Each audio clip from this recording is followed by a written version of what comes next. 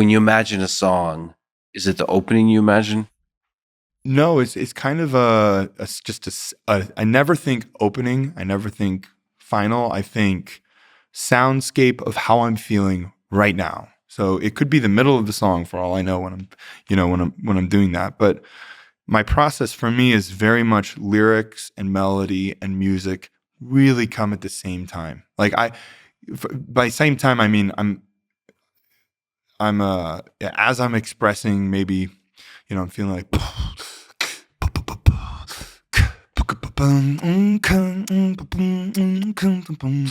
like it's not that simple, but it's like I'll hear it like it's like here's all the orchestra and you're kind of just pressing all the buttons at once, and melody and my voice is just one of those instruments. The following is a conversation with Dan Reynolds, the lead singer of Imagine Dragons, one of the most popular bands in the world, with over 75 million records sold and with 4 songs being streamed over 1 billion times on Spotify. Given all that, Dan is one of the most down-to-earth, kind, thoughtful, and fascinating human beings I've ever met, grounded in part by his lifelong struggle with mental health. The darkness, the love, and the creative brilliance are all there in this one humble mind. For this reason, and many others, we became fast friends.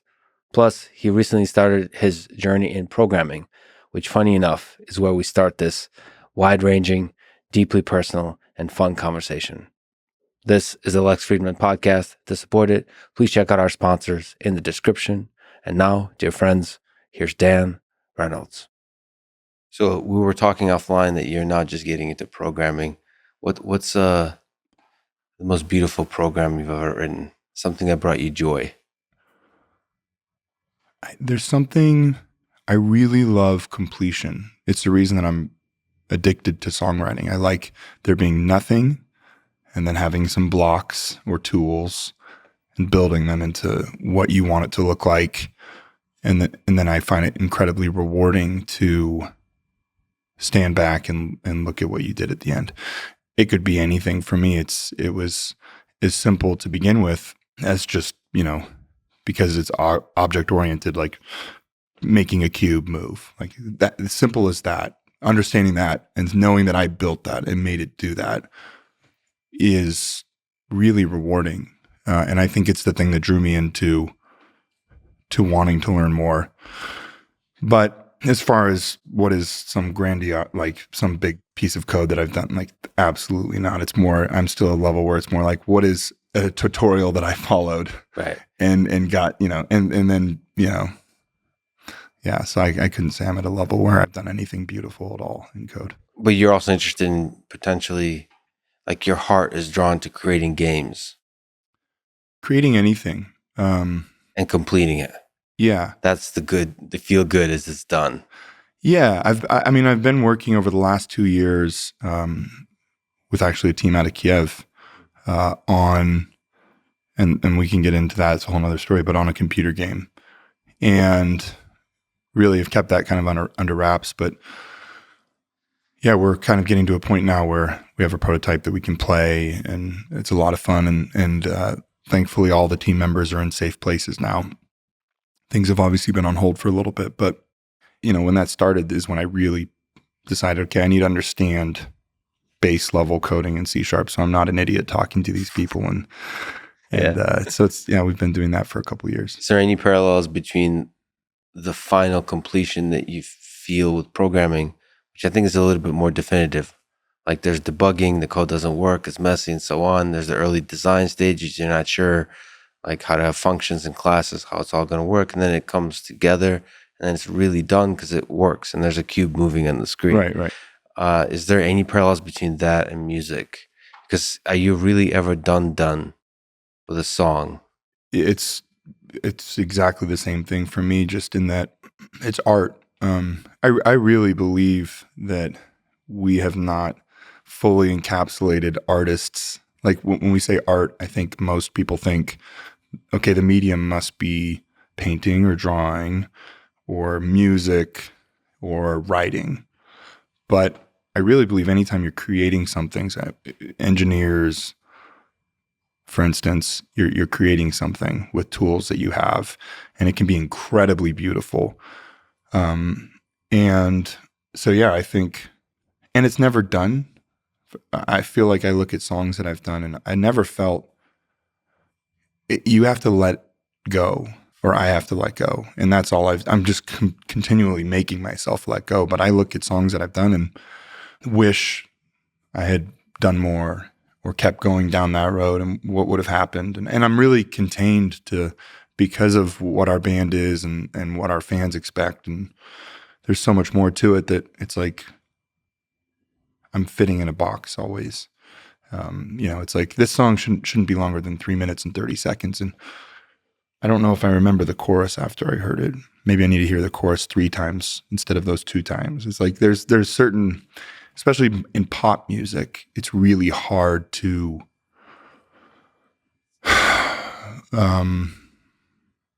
it feels like there's confines, even though people are like, well, there's no confines, but still everybody's writing a pop song that's a few minutes. And Are those explicit in your mind, or are they just kind of, the gut is, like you said, chorus? Should you have chorus once, twice, or 3 times? Is that a gut thing, or is that a rule thing? I think it's a rule. I mean, it's obviously a rule I impose on myself. Nobody's in my house saying, hey, Dan, if you don't do this, I'm going to punish you. Like, there's no major label president that's like, Imagine Dragons needs to make pop music, Dan. You know what I mean? My manager doesn't even tell me that. I do it because it's what I perceive to be enjoyable. I grew up listening to a ton of pop music, and then I ended up being in what is quote unquote a rock band, which I've never perceived it as that, but that's kind of what the world has called it, and that's fine. But so you're a prisoner of a prison that you yourself constructed. There you go. Well, the confines are yours. I'm a happy, I guess what I'm trying to say is I'm a happy prisoner of the prison that I have created for myself. And yes. I made that prison thinking that it was a mansion. So you worked with Rick Rubin. What does Rick think about your prison? Rick was, it was interesting to hear his outside opinion when we first met, because my biggest focus for so much of my life, my biggest fear was, and this stems from, I think, middle schools when it started, but everyone being in on a joke except for yourself. Like the thought of thinking you're good at something and really you're terrible at it, and you're surrounded by people who are saying, yeah, you're good at it, and then by themselves they're like, he's terrible at this. Just kind of, and not just in regards to music or art, but anything in life. And I think maybe from having 6 older brothers, it stems from that too. Like yeah. Always feeling inadequate and like the annoying younger brother, yeah. But anyway, so Rick's, and that's something I've learned to let go of as I've gotten older and had life experiences. But one of the things that Rick said really early on that has stuck with me was, he said, yeah, we were Zooming the first time we met.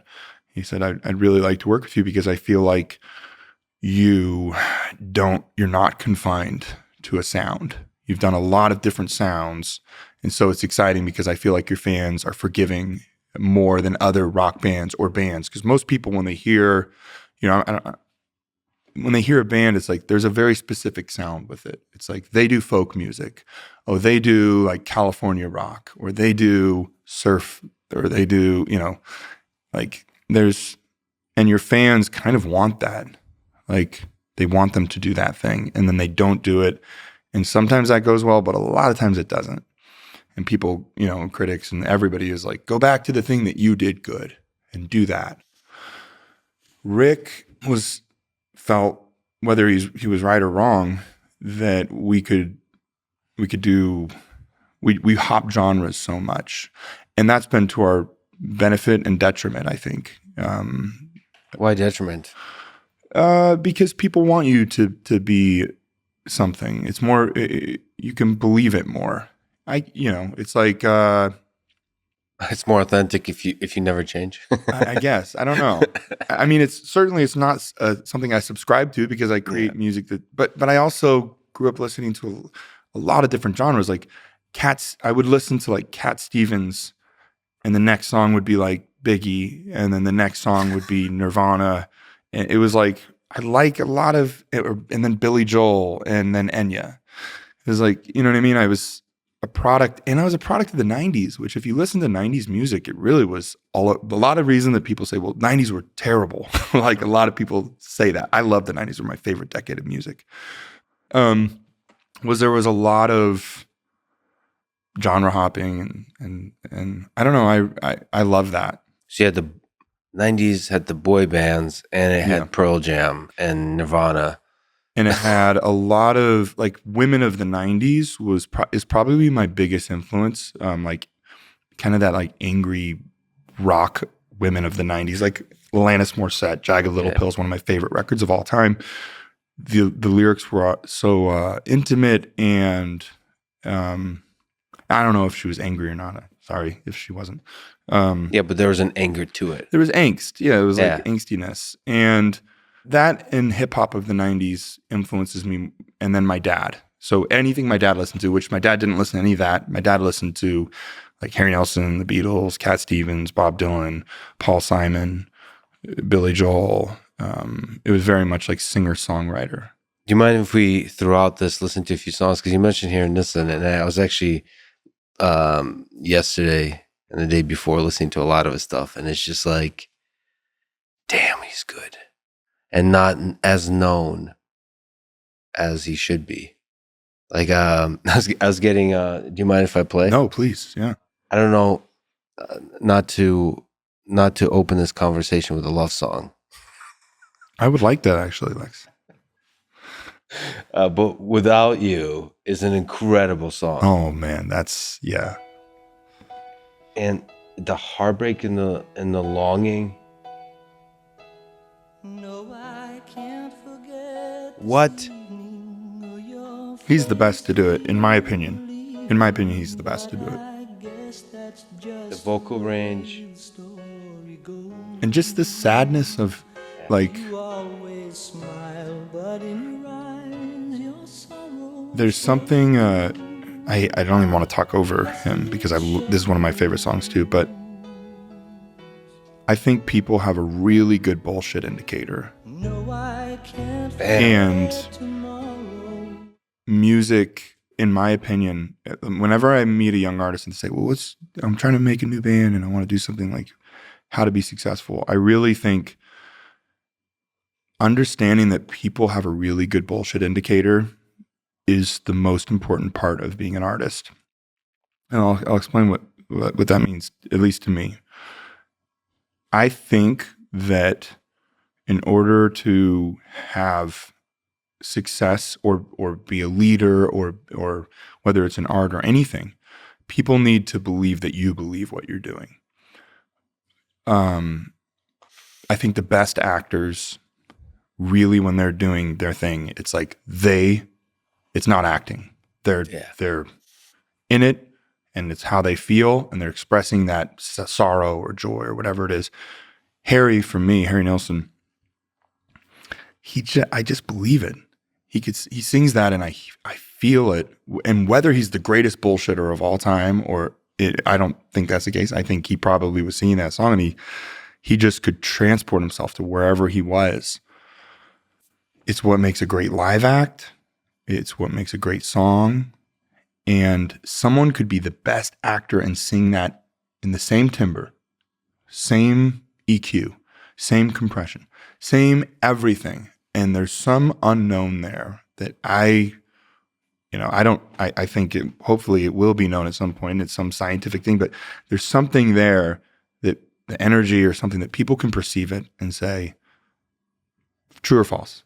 And if it resonates as true, it's so much more meaningful and it lives on. And if it doesn't, that for me is what is good art or bad. Like for people to dispute over like, well, sonics should sound like that's silly to me. It's like it's a song or even a painting. Like it's just the truthfulness of it. Yeah, the truly great art has to go to that place where you really are feeling it. Like you forget that you're being recorded. You forget there's an audience. You really are feeling it. Yeah, which I I totally agree with you. One of the things that I love about the internet is it's brought the bullshit detector of the masses to power, which is beautiful because then the masses uplift the really authentic. Right. And even if you didn't write the song, I think it helps a lot probably if you wrote the song. For But sure. you know, yeah, I was a little bit, maybe a lot, since we're in Vegas, a little heartbroken that to find out that Elvis didn't write his songs. But like for example, Rocket Man, Elton John.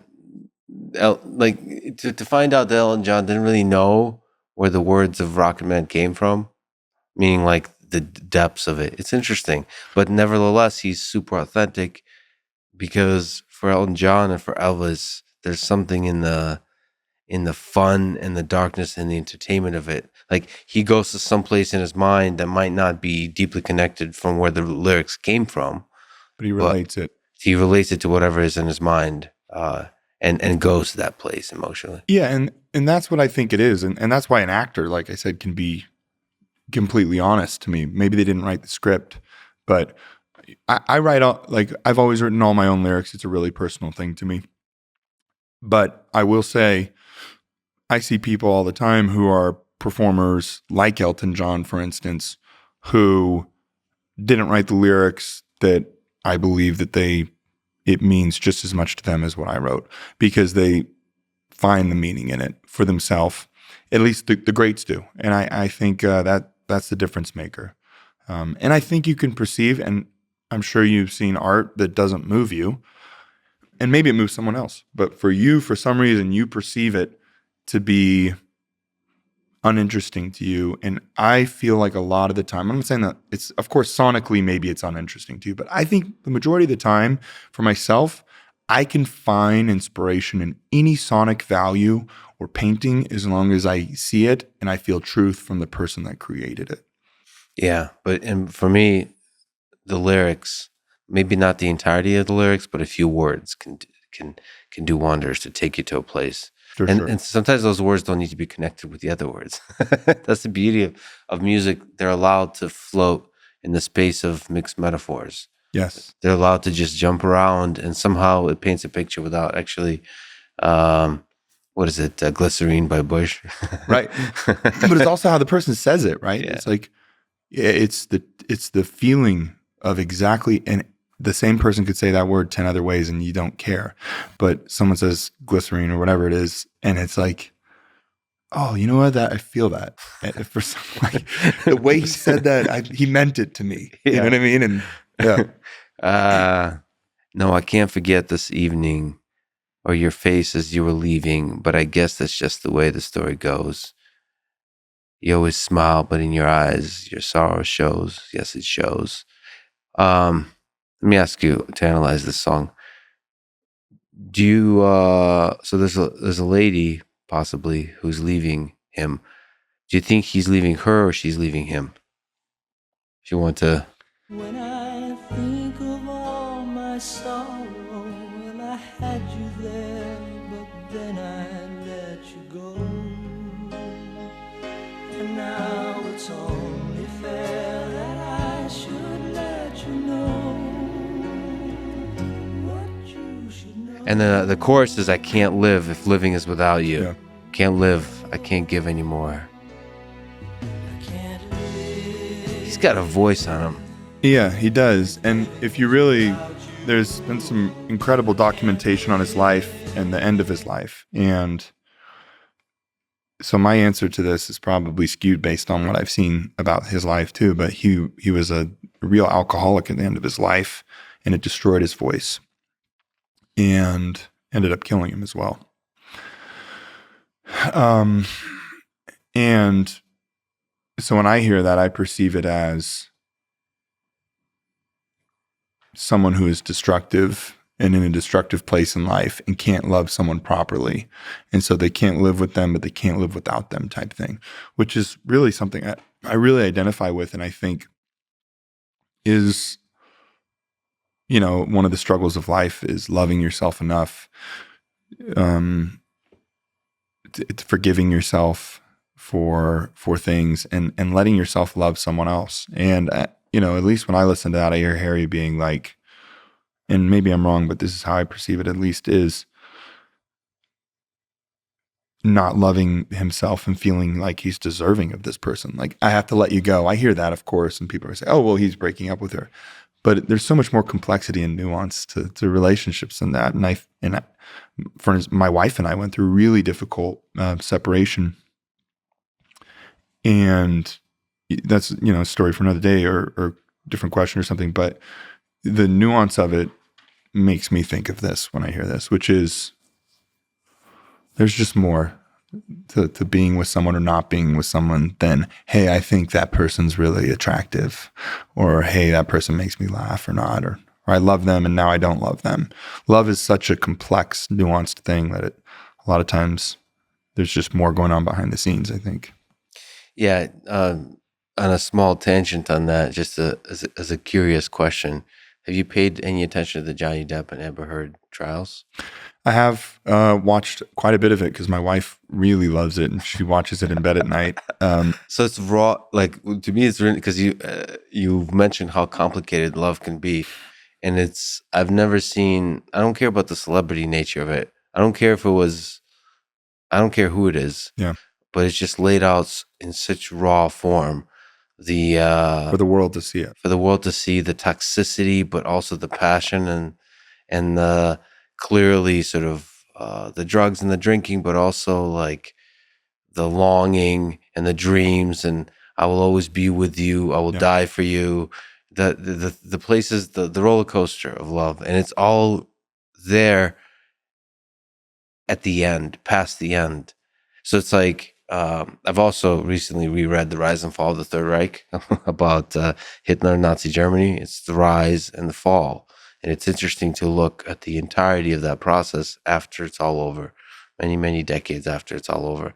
That book in particular, written by the person that was actually there. And so here we're seeing two people in the context of the courtroom analyzing this rise and fall of a love affair. It's fascinating. You know, the truth is, I was telling my wife this actually just the other day because she was asking me what I thought about it. It makes me really sad. It's humorous. Don't get me wrong. There's a lot of parts in it that are just really funny. But I look at it and I also see the internet. You know, someone's always the villain and someone's the hero, which is such a funny thing. And we talked about a little about this offline before we got on this. But I have a real firm belief in life that it's just more complex than you think. Always. And Johnny, for instance, is very charismatic, and you love him, and he's funny, and the way he does things, and he looks certain ways, and he says things. He's just, you really love him, and I feel like, and maybe I'm wrong on this, but it looks like the internet has really been like, Johnny is the winner, Amber is the villain, and I kind of look at it, and I kind of look at it, and I feel like, were any of you in their bedroom? Like, were any of you there for these things? And I'm not saying one way or the other. Like, all I see when I look at that is two people with a lot of deep-seated hurt, anger, and that anger is so poisonous to both of them, and they're getting through it in the way that they only know how. And I'm not saying we shouldn't be able to look at parts of it and laugh about it and stuff, and be virtuous or something, but just that there's not a hero. It's more complicated. Yeah. I think unless you've been living with Amber and Johnny, you don't know. And just because one seems more charismatic in the moment or funny or more believable even, doesn't mean that their truth is the truth. And I feel like there's still love there too, which makes that's the hardest part. He won't even look at her. Yeah. He looks down the whole time. And maybe people say, well, it's because anger or hurt or whatever. But the way that she looks and stuff, it just feels like there's so much hurt there that it hurts me to watch it. I just feel like, oh, my heart just like aches for them and for both of them. And I don't know either of them personally. And you know, I don't know. It just hurts. But I've never seen sort of love laid out in this raw kind of way. It makes me feel better about, like, it almost gives you, seeing people have gone through a struggle in this sort of mundane kind of way gives you room to struggle yourself about the messiness of love. So true. Like you're supposed to, like relationships are supposed to be simple and whatever, but this like, oh man, It's like art. yeah.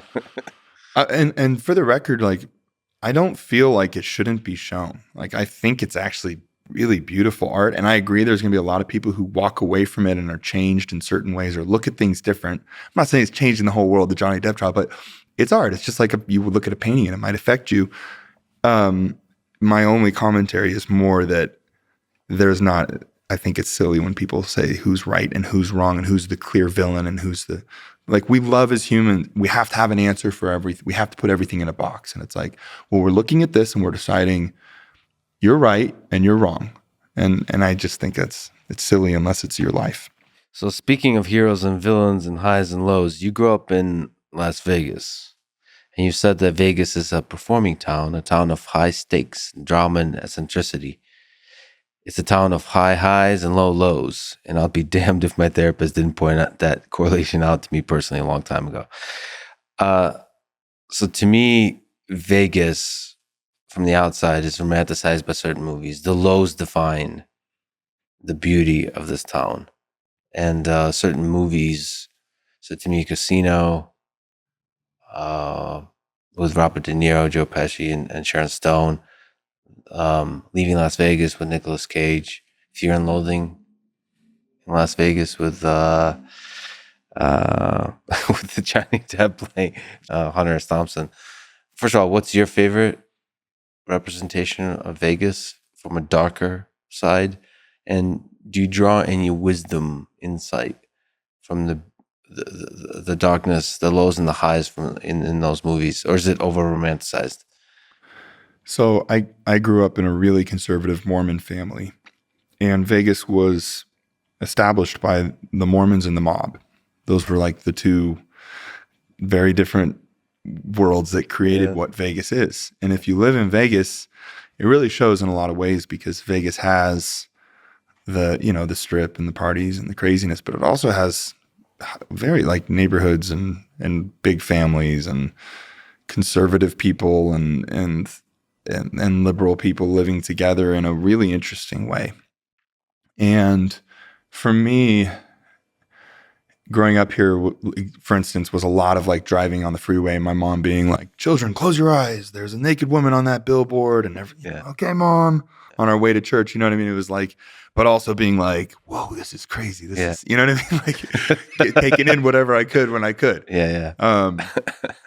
So I saw, and I'm grateful for that. Like, I really love that I didn't grow up as a Mormon in, for instance, like Utah or something, like the typical place, because I saw both sides and I appreciated something from both sides. And now, as a person now who's not religious but just spiritually minded, you know, I'm grateful for that divergent character, that juxtaposition, dual-edged sword that Vegas is, and I try to apply that to everything in life, which is, it's like Johnny Depp and the Amber. It's like there's two sides to every story. There's always two sides to every coin. There's always, and there's something to be said for both. Like, I try to see people and even if, it's just, I try to apply that to life. As far as a movie that personifies Vegas or something in that medium that personifies Vegas in a way that resonates with me. Don't say Hangover. No, yeah. I also, like, I wasn't even allowed to watch PG-13 movies growing up. So a lot of the movies that you're saying, like, I didn't have cable television. I wasn't like a pilgrim, but I had a really, really conservative upbringing. So it didn't define your intellectual development. No, I just I can't think of any movie that comes to mind where I'm like, that's my Vegas movie. You know what I mean? Like, right. I'm sure I've seen some of the movies you've said now, but I can't think of one that I'm like actually personifies Vegas in a way that feels honest to me. Like, or like, wasn't there a Chevy Chase? Was there a Chevy Chase? Yeah. I think that's maybe the only one I thought of that came to mind, where I was like, because I love Chevy Chase so much that maybe it's one of his Vegas Vacation or something. Yeah. So, but that's more like lighthearted, absurd, that kind of stuff. Right. It's not like, I guess what I would say is there's no truth that has been that I've seen of Vegas. Because what I see of Vegas is, there's obviously like the parties and stuff and the nightlife, which I'm not a big party person, so I haven't really experienced much of that. But there's also drugs, and I have a strange relationship with drugs because I've lost a few friends to drug overdoses, and so I don't that's not romantic to me. But there's also like, yeah, I mean, you asked for a dark reflection of it. I guess I certainly see a dark reflection to Vegas. And I feel like Vegas is typically personified as like at the tables and everybody's this, but it's also like, I have like friends who've lost all their money to gambling addiction. And so it's like, what dark I guess, underbelly to the whole thing. yeah, somebody maybe needs to maybe that's an open spot. There needs to be the dark side to Vegas. Well, and it's about Mormons in Vegas dying and the to mob. drug overdose or getting shot by the mob. Yeah. So you mentioned your spirituality. You said that having a crisis of faith, or just the philosophical question of asking who is God, does God exist, and thinking of the flip side of that, of mortality, what happens when we die. Those kinds of things were extremely difficult, deep things for you in terms of your development, the whole process of figuring that out. Why does it hurt so much to lose faith in God? Yeah, I would say that the seeking of God, let's say that, is an obsession for me and has been since I was young. I really feel that I'm a deeply like committed to finding answers in life. And there's some answers that I don't think there's an answer to. And I'm also very OCD by nature, so I just don't give up to that. I'm like, well, there must be somewhere in Tibet, there's some teacher, or there's somebody out there that has the answer, or maybe it's yet to be found. I'm going to find it. My life has been to date probably unhealthily committed to finding answers about God or the lack thereof, and mortality. It's all I sing about. It's all our records have been about. Who do you think is God? Have you ever gotten a glimpse? You know, I will say the closest I feel like I have been to experiencing God is, and this sounds so, maybe, I don't know how it sounds, but is through ayahuasca for me. That's my honest answer for you. I feel like I had pretty much given up all hope of there being anything greater than, us being, evolving and being here and then dying and you're gone and that's it. And nothingness, and from nothingness we came and nothingness we go. To where I am now, which is there are answers to be found. I don't know them. Like, I don't know what God looks like or if God is anything to do with the word God in the way that we say it. But I do believe pretty fervently that there is more to be found. Is it motion sensor or no? I don't know what that was. Looked like they've all died, actually. Do you know which one it is? Is it this one right here? Yeah. Why don't I just take it out, but then is it too dark? That's fine. Take it out. I'm gonna hold this chair. See if I can get it like this. Yeah, it's this one because it's blinking. I'm almost there. I really don't know how I'm gonna catch this though. There's gotta be like something saying about this. There we go. Chinese proverb. Yeah. How many people does it take to, what is it, unscrew a light bulb? A light bulb. Yeah. It was hot too. It was like I was doing like the 2-finger technique. Yeah. Well, I'm glad you survived that. Thanks. That'd be pretty ironic if we're talking about mortality and then this would be it for you. In that moment.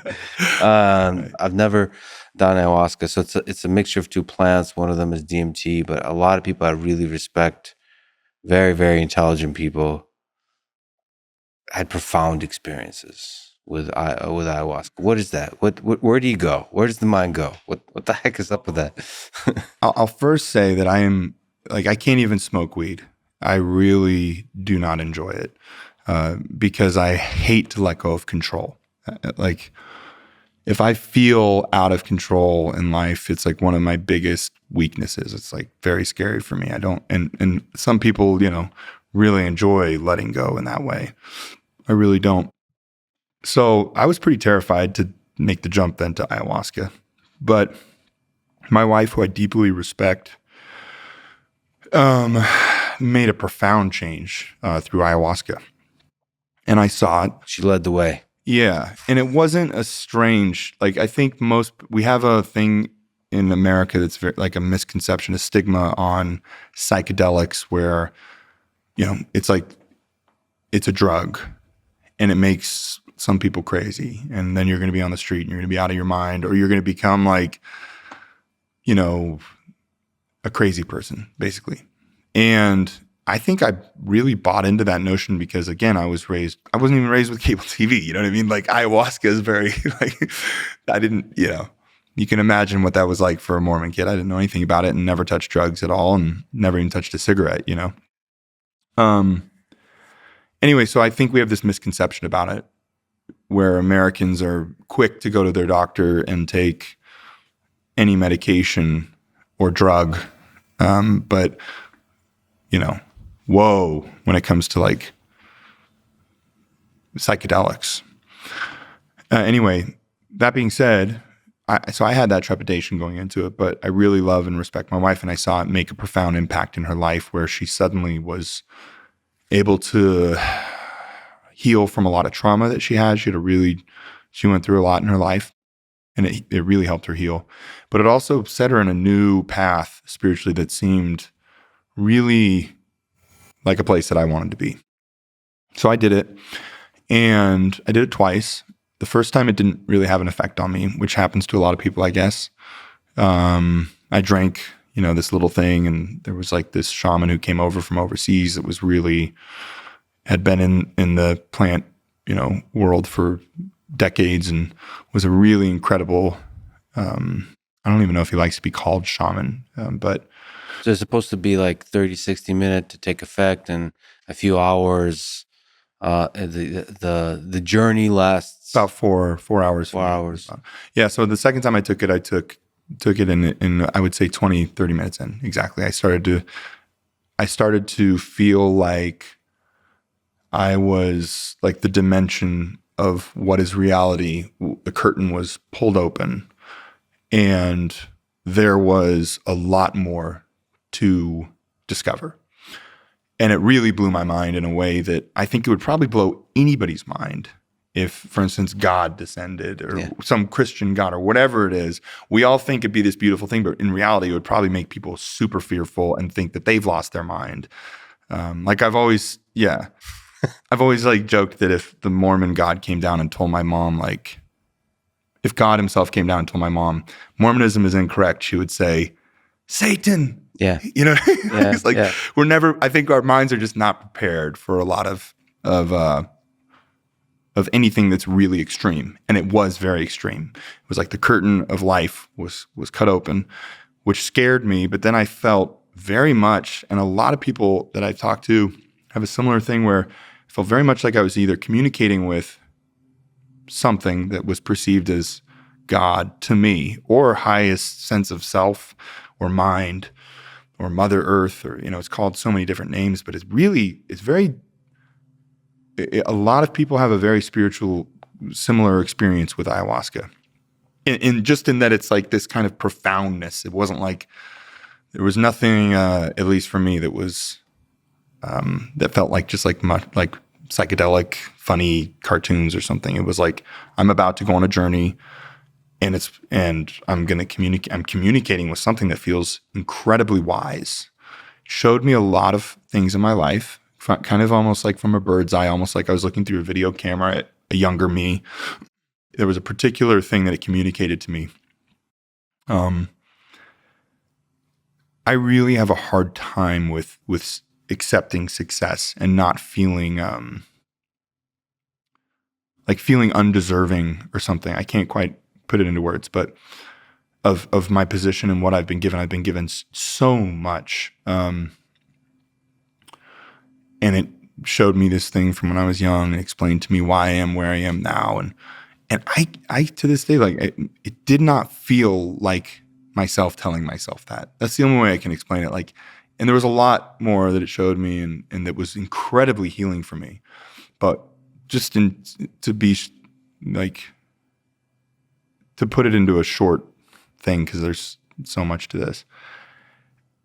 I walked away feeling very convinced that there is more to be known for sure. And a lot of my deep, like, things that were traumatic for me didn't feel traumatic anymore, specifically crisis of faith. I was very angry at my parents and my community for raising me in what I perceived to be falsehoods. And that I felt like the bedrock of everything I believed was ripped out from me in my 20s. And then it was like, good luck in life. But really, my parents had given me everything that they could. And they believe that very much so still. But a naive young me was angry and felt like they had been duped, and thus I had been duped. But ayahuasca really showed me this roadmap of like, this is truth, and you're concerning yourself about a grain of sand, which is Mormonism or whatever it is. And there may be some truth in that tiny grain of sand, and there may be falsities. But so is all these other grains of sand. Like, focus on the truth. Stop focusing on these little details that are meaningless, and forgive and let go of people believing in those things to begin with. I don't know if that makes sense, but that was like the core thing I was taught, and to let go of control. Stop needing to control everything. And it felt like the wisdom was coming from elsewhere. Like it's It really, I do not believe, at least in my current self, I don't have that, the mindfulness that I believe that exists in me to reach a lot of the conclusions that I did. And there was a lot more to it that would be for like a late night conversation with you. But it's so hard to put it into, you feel like a crazy person. At least anytime I talk about ayahuasca to someone who hasn't done it, I'm like, I don't even know where to begin. Like, How do you explain to someone that you felt like that a multiple dimension type thing happened in a way that, like, putting it into words is, and none of it was words, by the way, that was communicated to me. It was like, you know how people talk about telepathy, and if it existed, it would be like, I could communicate to you in such a deeper way. I'm so confined by me having to articulate these words and put them in a sentence to you, Lex, and then tell you, like, if only I could just be like, yeah. And emotions do that sometimes, right? You could see my emotions and be like, oh, that communicates a lot. So that's what it felt like to me with ayahuasca. Is it felt like it was communicating to me very clear things, but it wasn't like, Daniel, it's me, Mother Earth. Yeah. Let me relax, sit back, let me show you. But it was very clear to me what was being said. And no, it did not feel like me. But maybe smarter people than me who've done it would say, well, it was you and blah, blah, blah. Like, I don't know, but it was very convincing. There's a lot of stuff in that subconscious that we haven't explored. Like, we haven't explored the depths of the ocean. We haven't really figured out what's that, the Jungian shadow, what's going on underneath the surface of our conscious mind. Right. And what is that connecting to? Is that just inside our mind, or is there some kind of collective intelligence going on where all humans are connected to one kind of greater organism? Like, what is consciousness? We have a lot of hubris in thinking we understand any of it, like how the mind works at all. Like, what is it? What is the origin of consciousness? What is the origin of intelligence? There's a lot of hubris about this. We give each other PhDs and Nobel Prizes and congratulate ourselves as if we figured it all out. But humility is helpful here. Nevertheless, that is the question that humans have been asking for ever since humans were humans, which is the question of mortality, the question of God. So whether it's Hamlet, to be or not to be, I think that's the hardest, the most important question. Albert Camus asked, why live? So in terms of crisis of faith, in terms of your search for truth, in terms of some of the dark places you've gone in your mind, what's a good answer to this question? So for Camus, with Myth of Sisyphus, it was the question of suicide. What's the purpose? Like, what's a good answer to why keep going? Especially when you're struggling, especially when you're not, when you're feeling hopeless, when you're feeling like a burden, in this search for truth, where you feel like you're surrounded by lies, what's a good answer to why I live? I think, You ever found one? well, the simple answer right now is to say it's very easy once you have kids to say the right answer is of course, you brought these kids into the world. So you have a responsibility that I feel deeply as a father to them to always be there for as long as I humanly can and to take care of them and protect them. It's the most innate sense in me. I'm just, it's wired in my animal existence. So if I take that away, right, because that's kind of cheating. Let's put that aside because it is cheating. It's cheating. There's still some fundamental way in which you're alone. Yeah. And to that, that actually has been a real struggle for me for many years. I had a real turning point early in my career where we were flying somewhere overseas and we were in a really small plane and the lights went out and like all these red lights were flashing and the plane just started to dive. Completely like scariest plane experience I've ever been in. My manager was next to me, who's my brother. He was crying and texting his wife a goodbye. That's how like crazy this moment was. Was it real, like genuine? Genuine, like this. like genuine engine went out, plane is going down, pilots looking like crazy in the front, and it was a really tiny jet. And like I said, my brother next to me crying, typing a text to his wife. Really, really scary. And I felt nothing. I genuinely sat there and I was like, this might actually be nice. Like I really felt like this goes down and like, oh man, life sucks and it's hard. And that sounds so ridiculous, I know, to say, because I'm in a different place now and I see my life for what it is. But at that moment I did not. So life was primarily defined by suffering. It was a burden. And It this was. would be a I burden felt lifted. I was incredibly depressed. I had been trying different medications since I was young, and I just had not found anything that was working for me. And then I was in a faith crisis, lost all my faith, started a band that just became, I wasn't ever thinking that this band, I was like, when you call your band Imagine Dragons, you're not thinking that band's going to be big, okay?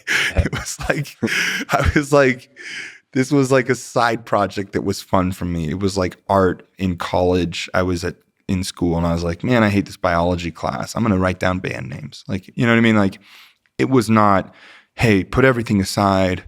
This is my career. Let's go. Like, it happened. And I'm an introvert by nature. I'm really not an extroverted person who likes to go out and like, I like to be at home with a couple friends and have a late night conversation over good food. Like that to me is a perfect night. Read a good book, listen to a podcast, go on a walk. Those are things that I really, really enjoy. And suddenly I'm in this life where I'm like supposed to be something that I really don't want to be, except for on stage, which is a really strange thing to me, which is on stage I feel so free and exuberant and like an extrovert. And then I come off and I just feel like shrivel back into a show. Like music does that for me and performing on a stage does that for me. Can we take a small tangent on that? Yeah, of course. What's the high? Can we go through that? The introvert that wants to cuddle up and read a book. You're the front man of one of the, if not the biggest rock bands today, playing in front of huge crowds. What's the high of that, and how can you land back on earth? The high of it is it's incredibly beautiful to walk on a stage, sing these songs that you wrote, and see it resonate with people around you and sing with them. Different cultures, different places, celebrate life. It's suddenly the world seems like fantastic place. It feels like we're all on the same team. It's right? Like one big hug. Yeah, it's like everybody in that room gets it, and they all Like it just, it feels like what you want the world to be, which is just like this coexisting unit of people. And it's not even about like, I just, it's incredible. For sure. It's incredible. And I love it. And I wouldn't do it unless I loved it. And then you walk off stage and you turn on the news and it's like, you see, we're all against each other. Everybody hates each other. And it feels that way in the world. So music really, that's why live music is so important to people. That's why music is so important to people. Because even if it's just you and that person that wrote the song, you're listening to it and the two of you feel connected, it's like you're hearing Tracy Chapman sing like Fast Car or something. You're just like, oh my gosh, like, yes, I get it. And you feel connected to that person. You don't feel alone. Like, so that's the high of it for sure. And then you get off stage and then, as my uncle is a heart surgeon, incredible heart surgeon who like writes the book. Like he's like the guy that the heart surgeons talk to. He's out of Nashville, Tennessee. He's just incredible, genius man. He always worries and always reach out to me. He's like, musicians die all the time. And the reason they die, is because you're getting on stage and your heart's doing this and your cortisol levels are doing this. You're getting off stage and then you're just doing this. And it's a really real thing. Like you get off stage and you feel like you need drugs because you're like, the world feels like, incredibly daunting. And it's also, I'm sure, has to do with like some like health things in your heart and the cortisone levels that are so crazy. And then you come off and it's like, I know people are like, well, then nothing's enough except meth. Like nothing's enough except heroin. Yeah. And that's why a lot of artists turn to that stuff. And I don't say it in a preachy way. Like I've struggled with drug abuse in my life. And I really, I understand why artists turn to it. But also the fact that you're an introvert. So the other side of it, the fame, that's something that you also said is a double-edged sword for you. The interesting thing about fame is that you also mentioned is it's something you can't take back. Yeah. So it's a thing you can't just like go on vacation in Hawaii and it's like, consider, do I like it or not? No, you're staying in Hawaii for the rest of your life and you've never been there before, whether you like it or not. Right. So what's that like being, loved by millions and millions and millions of people, which is perhaps the best kind of fame in terms of if you had to choose the kinds of fames there are, and still being an introvert and all that kind of stuff. So what do you feel alone, more alone being famous? Is there a loneliness to it? Yeah. I mean, it's such a funny thing because if you had asked, if we were having this conversation a couple years ago, I'd be incredibly guarded about this because the last thing I want to ever do is sound ungrateful or unaware of how much I have. And woe is the famous celebrity with money. Oh, is your life hard? Is it really? Tell me about how hard it is. But I'm also at a place in life now where I just I'm going to always just speak my truth because that's the only reason I'm here. I'm here to speak my truth to you. So I'm going to tell you my truth, whether it's whatever it is. Well, you're human and feelings are real. And so, and that's the interesting thing. You win a lottery. What's that going to feel like? It's not about complaining, oh, it's so hard to win a lottery because you get a lot of money. No, it's still, you're human. You get to experience these feelings. And it's fascinating. You put humans in different situations. Right. And that's also fascinating because a lot of people think, well, I would like to be famous. That's a big thing now on social media, on Instagram and so on. The whole world wants to be famous. Yeah. Or rich or famous. And then it's very interesting to think, all right, well, once you arrive, are all the problems solved? No, yeah. So I will tell you, according to me, what the pitfalls are, whether it's true or not. And there are certainly some pitfalls. One, it's once you're there, you can't go back. Whatever. Maybe that's fine because maybe you love it. Yeah. But the real pitfall for me is that you're Lex, and you're what everybody's perception is that Lex is, and that's what you are. Now, Lex is probably a lot more complex and complicated and has a lot more to Lex than the Lex that is the celebrity. Yeah. So, but anybody who meets you, that's who you are to them. And you may not feel this way, but you may feel confined to actually have to be that person to that person. Like early in my career for a long time, anytime I met someone, I suddenly felt like I had to be Dan Reynolds from Imagine Dragons. Anytime I met someone, including my family now, who are also like, whoa, this is crazy. You're like Dan Reynolds from Imagine Dragons. Yeah. And I wanted to just be the goofball that I have been my whole life with my brothers and family. But suddenly I found myself feeling like, I have to be this, like, because that's who this is. So you're almost like playing a role. And it's like, I've heard a lot of actors talk about this, where they'll take on a role and then it's like they feel like they like become that. And it's a really scary thing. Like you alter who you are almost to fit the notion of other people. Because especially if a lot of artists are empaths, a lot of people who get into art in a deep way are empaths. And so you feel a lot of what people are feeling. And you're never wanting to burden people, and you're always wanting to deliver to that person, what they want. Is like people pleasing goes hand in hand with a lot of like these famous people, and they get to where they were because they know how to do that. They know how to be in a room with someone and look them in the eye and make them feel like they're the only person in the room. And then now they got that role in that movie because they sat with the casting director and they were like, "Oh, you're so funny. Oh, has anybody put on the charisma, do it all." And it's like. Anyway, I'm going on a different tangent here, but long story short, there's a lot of things that are really unhealthy about it.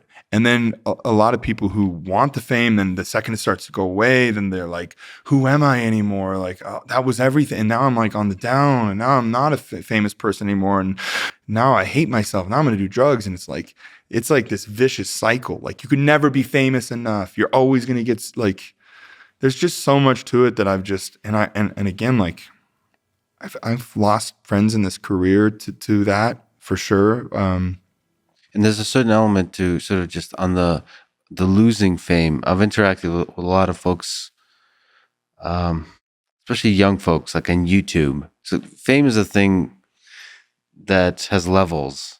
You're always trying to be a little more famous. A lot of folks who are chasing fame, it doesn't matter how famous you are, you're always trying to chase more. And when you start to lose it, interesting things can happen if you're not self-aware, which is like you mentioned, you might be trying to grasp back at where you were by leaning into the formula that got you there.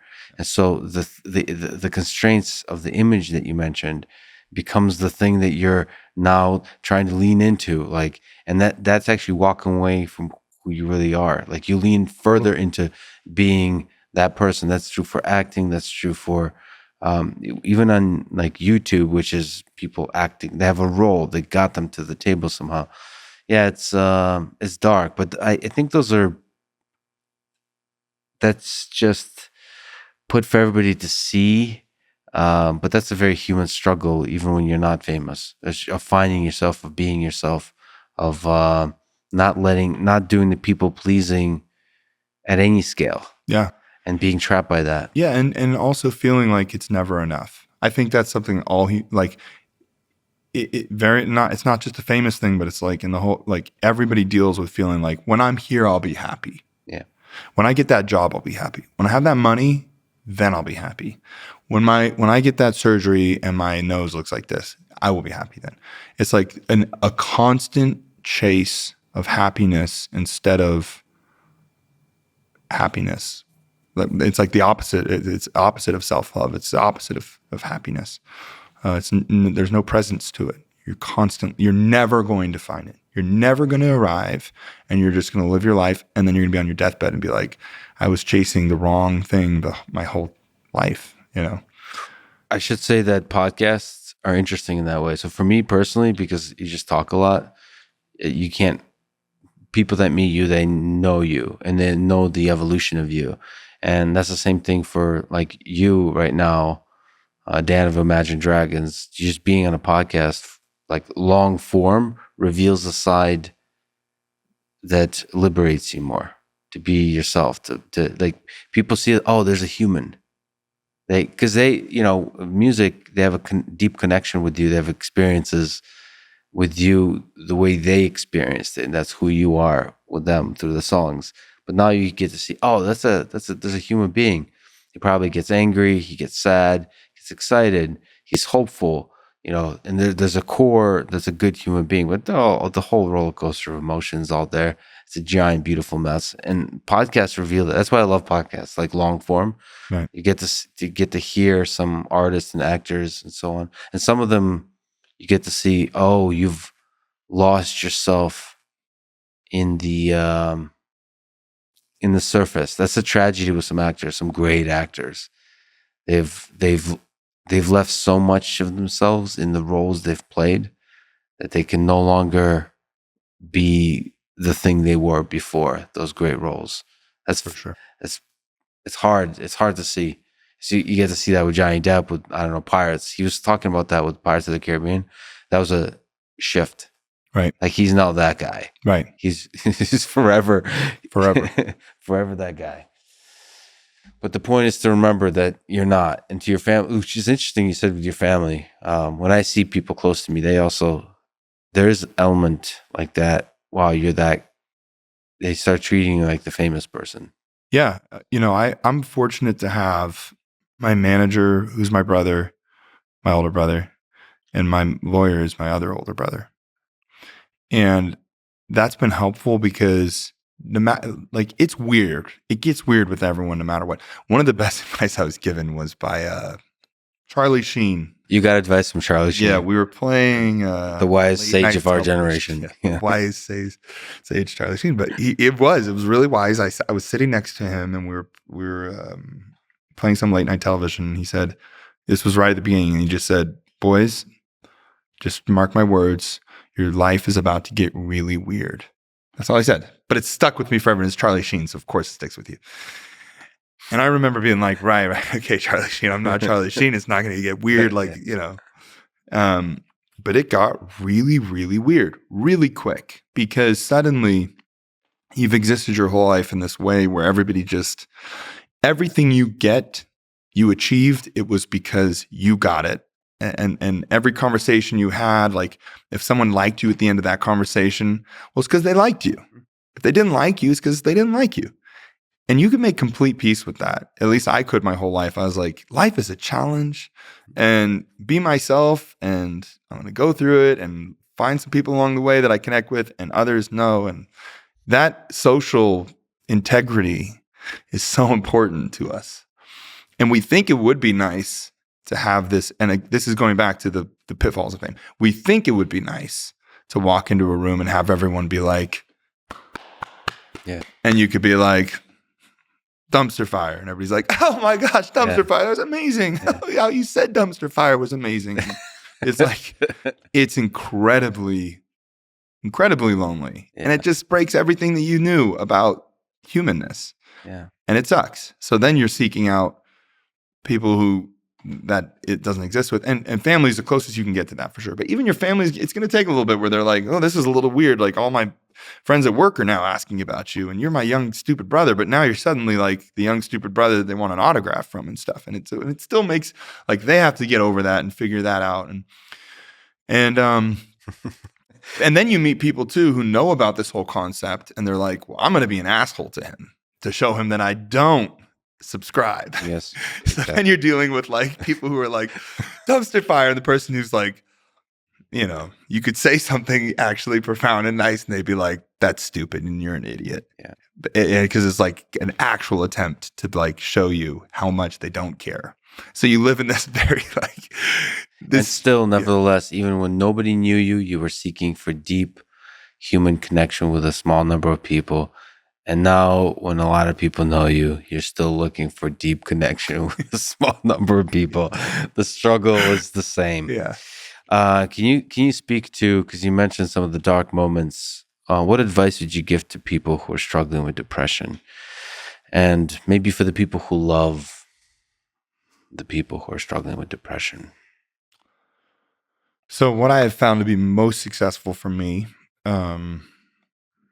it's back to the basics of everything that the therapist or psychologist will tell you, psychiatrist will tell you right when you meet them, which is exercise every day, eat healthy for sure, make time every day to do something that you love, whatever that may be, whatever brings you joy. And you might, and when you're really depressed, that actually feels like nothing, because the things that brought you joy don't bring you joy anymore when I'm really in the thick of it. But for me, this is the cycle that I'll go through. Is I'll look at my life and I'll say, okay, what can I clean up? All right, well, for me, it was cutting out alcohol actually helped me a lot. I know that sounds like I'm not judging anybody for that. And I still, drink on occasion, but I have felt like alcohol has been very unhelpful to my mental state. Feel less drive and less happiness the next day for things that I want to do. I feel like it plays a lot with your serotonin. So look for stuff to change. Clean living. Yeah.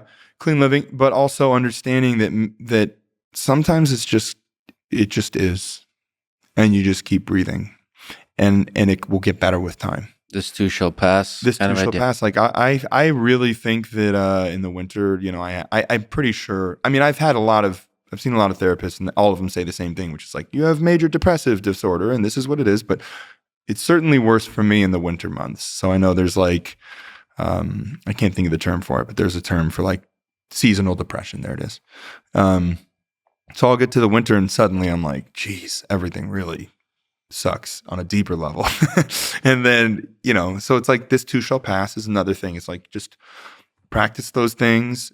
Absolutely see a therapist. That's my biggest emphasis of life is to, like, on stage, like, my goal, like, I have a few things that I really, really care about. One is mental health and destigmatizing therapy. Because for me, I didn't go to therapy for a long time because I felt that it would be admitting that I was broken. It'd be admitting that I was weaker than Lex, who doesn't have to go to a therapist because Lex is stronger. So be strong like Lex. I would look at all my older brothers, and I looked up to them so much, and they were all these incredibly successful people: plastic surgeon, an anesthesiologist, a dentist, 2 attorneys, Stanford, NYU, just incredible high standards, Eagle Scouts, they valedictorians, they just did it all. So for me, I was really did not want to admit, and none of them went to therapy. So it was like, what are you going to be? Are you broken? Are you like the weak one who can't hack life? And I think that's incredibly dangerous. And I feel like it almost cost me my life because I took so long to finally go to therapy. So I really want kids to know, hey, the great people that achieve great things, that are doing amazing things, they probably have help. Almost all of them. It's like going to the gym, but it's a mental gym. So I wanted to be a psychiatrist when I was growing up. Maybe that's why I like podcasts. Maybe that's. I think you'd be a good one. Maybe I would. I think you are a psychiatrist, pretty much, right? Sounds like you're a psychiatrist. I think I need more. I think actually to be a good psychiatrist, you also need to be seeking therapy from you also need to have some stuff to work through in your mind. Right. I think, you have to have gone to some dark places. Empathize. The empathy. It's this ability to empathize, and especially if you've directly experienced it, you can go to those places in your mind. Like you said, it's with the music. To be authentic, you have to really go there. Why did therapy help so much? What is the process of therapy? If you can just educate a little more. Are you basically bringing to the surface and talking through things that because of the momentum of life, you just never allow yourself to speak through, to think through? Is that what therapy is? Or is there some more systematic thing?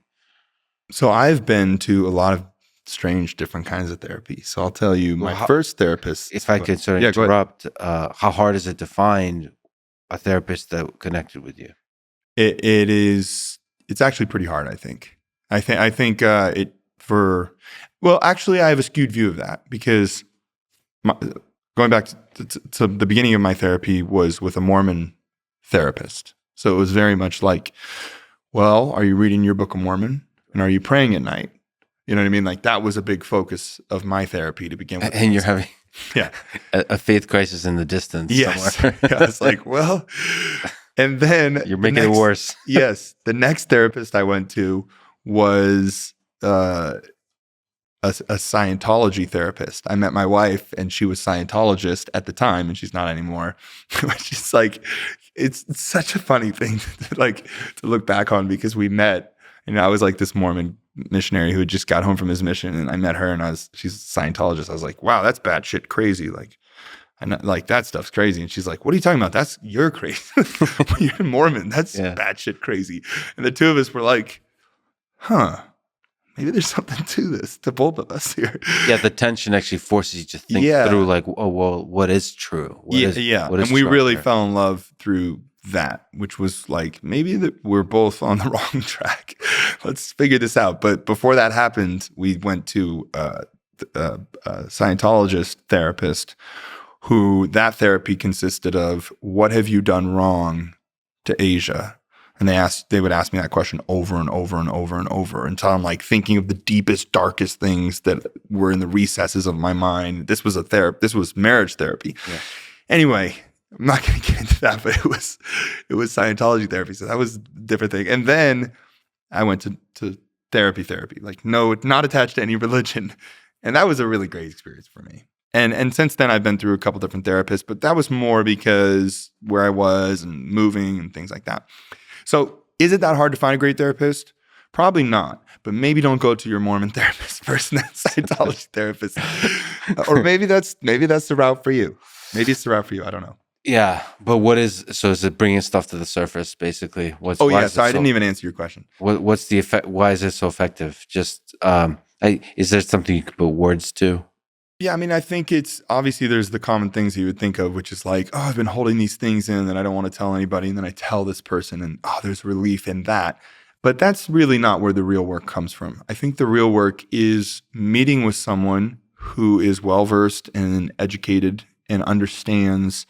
It's like coding. It really is. It's like someone who, like, they listen to you and they're like, well, that was a trigger. And then this became this trigger. And you're probably, every time you're hearing that, thinking of this thing that happened earlier in your life, and they just will walk you through scenarios, and maybe some of them aren't right, but some of them you'll be like, it'll resonate. Sometimes you're like, wow, I am feeling that because of that, and that did happen, and maybe if I call my mom and say this to her, it will make me feel better. Hey mom, this happened. It's like work. You put in work, and you have hard conversations and do difficult things, and if your therapy is not difficult, I actually think that's not good therapy. Good therapy is, it's going to be a little difficult. It's work. Like during and after. Yes. Like, I had this incredible therapist I told him when I was going to do ayahuasca, he was like, geez, he had actually was a doctor before, and a really well-educated, studied person who had walked away from brain doctor. What's the word for that? Brain doctor. Brain surgeon? Neurologist. Oh yeah, neurologist. Yep. And he said, well, basically his belief was that ayahuasca was like basically doing therapy, like 50 sessions. He was like, it's like really intensive. He's like, I don't know if you want to do that. If you do, you can make some big steps forward, but I prefer just to do one session at a time. And so yeah, it's hard work. Yeah. And that I typically, like, it's really hard for me to even talk about ayahuasca, by the way, going back to that, because I'm not looking to tell everybody to go do ayahuasca. It's incredibly hard. It was the scariest experience of my entire life. It felt like I went to heaven, but it also felt like I went to the darkest, deepest hell that was incredibly scary. Incredibly scary. Yeah. So you told the story of how you wrote the song Believer, or like your childhood friend, I guess, Donald, like bullying and that kind of stuff. This song, I mean, a lot of your songs are super interesting, sort of in terms of percussion, super interesting lyrically, just how it flows. And also pain is at the center of it. I mean, a lot of, like you said, the crisis of faith, some of these existential questions are basically behind a lot of your songs, funny enough. Maybe they're covered in metaphor, so it's hard to see, but it's there. And this song is really interesting in that way, that it puts, pain, you made me a believer. You break me down, you build me up, believer. That's so interesting. Maybe can you tell the story of how the song came to be? I'd love to listen to it too. I have some questions musically about it too. Yeah.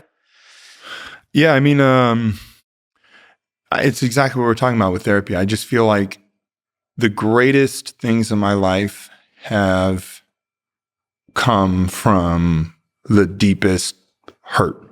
Like losing someone, that you love is maybe the hardest part of the human path for me, at least thus far. Like I when I think of, okay, what was the hardest thing? There's like, okay, there's like, you think of physical pain or maybe like going through financial pain or whatever.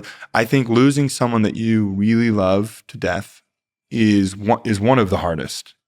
For me, I would say it was the hardest. And, but it also makes you look at your life completely differently and alter your life, at least for me, in ways that were really healthy.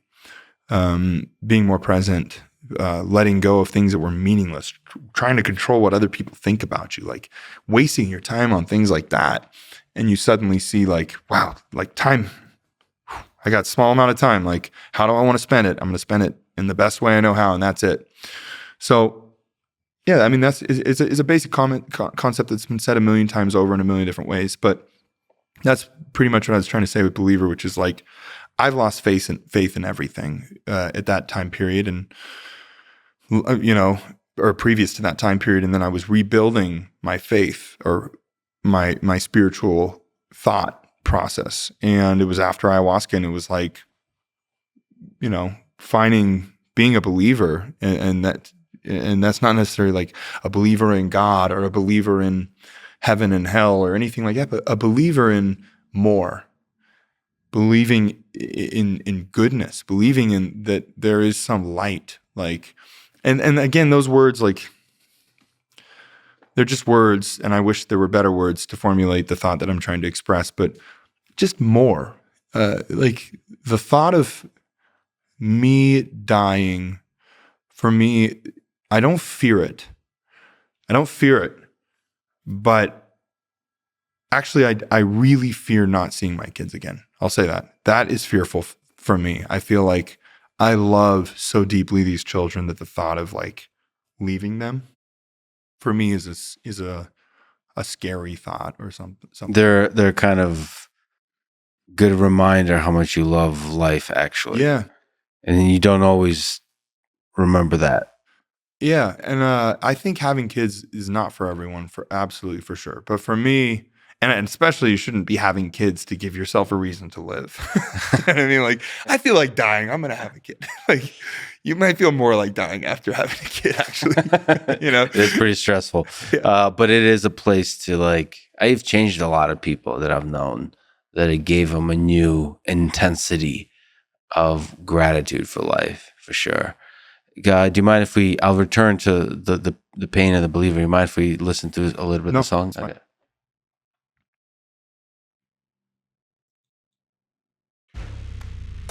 Did you write the music first or the words first? They came together? At the same time, which is very typical for me.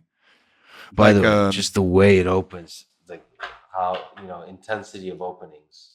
You ever think about like what the first few seconds sound like? Is that something that, like when you imagine a song, is it the opening you imagine? No, it's kind of I never think opening. I never think final. I think soundscape of how I'm feeling right now. So it could be the middle of the song for all I know when I'm doing that. But my process for me is very much lyrics and melody and music really come at the same time. Like by same time, I mean I'm as I'm expressing, maybe, I'm feeling like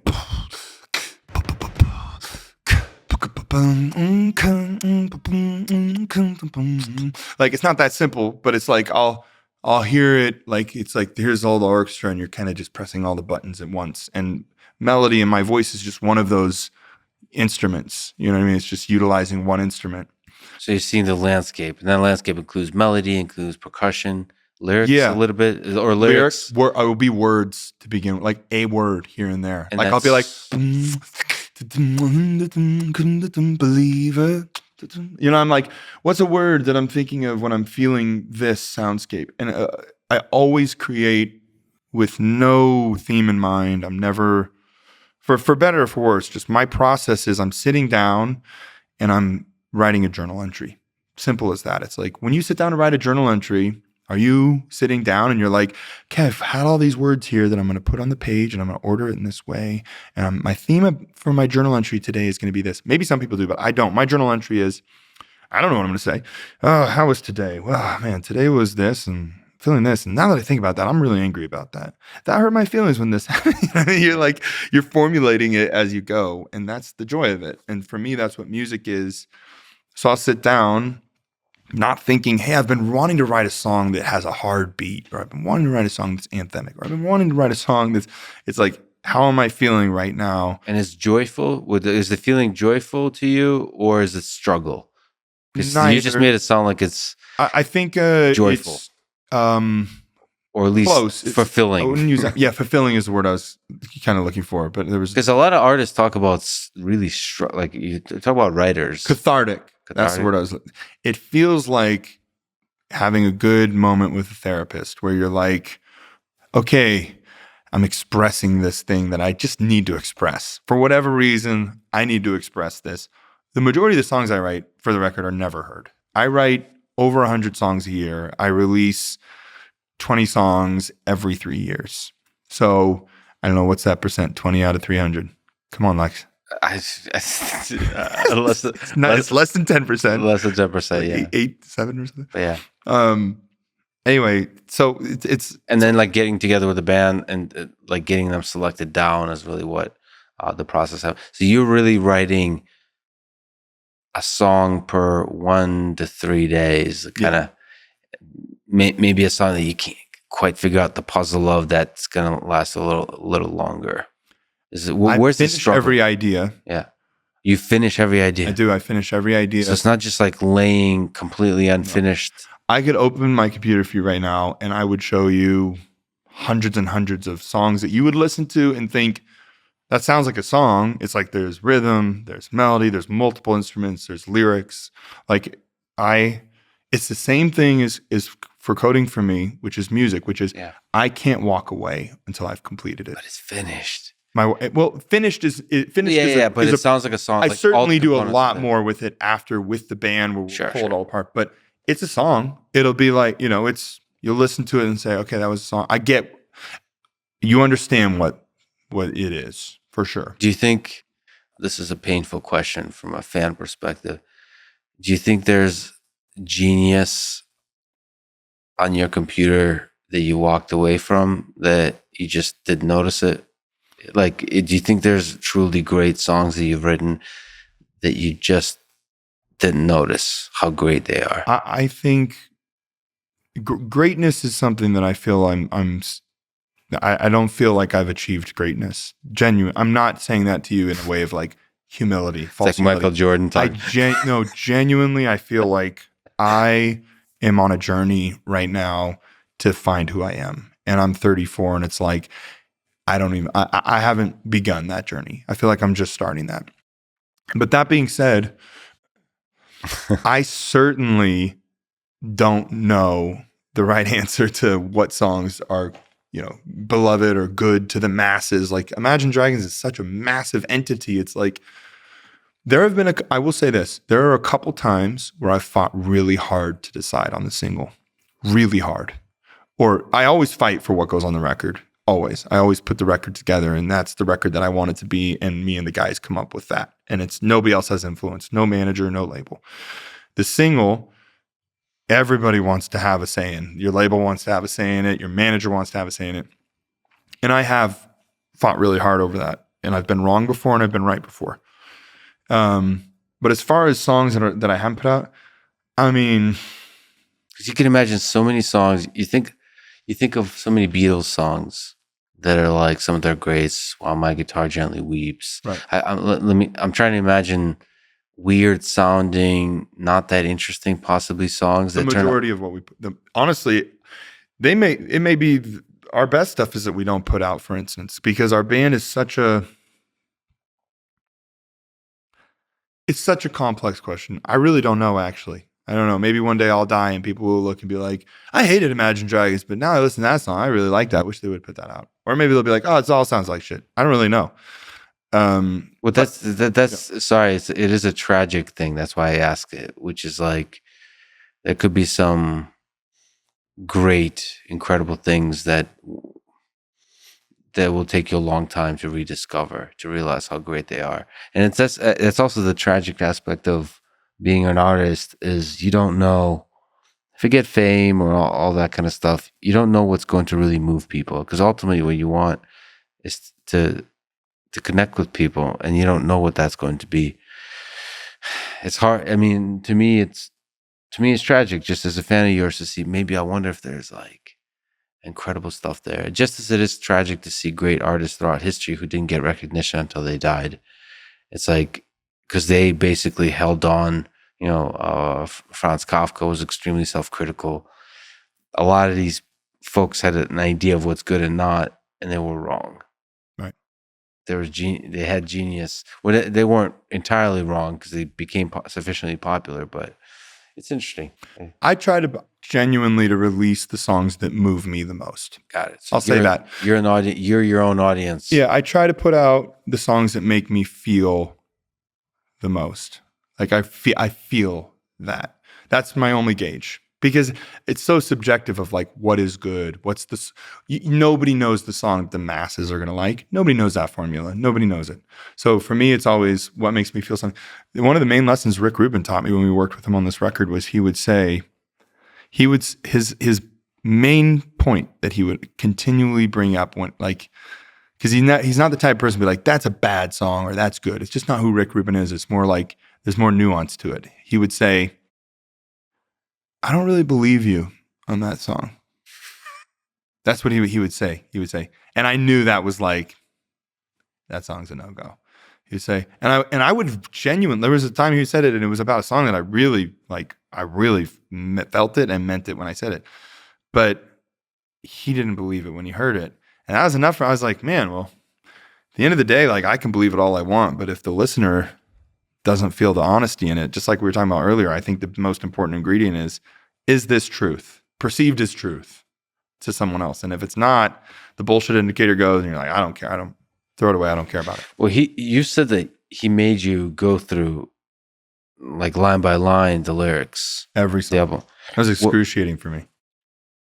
Why was that excruciating? Well, first of all, it's Rick Rubin. So you're in the room with like Rick Rubin, who's done a lot of the greatest of all time.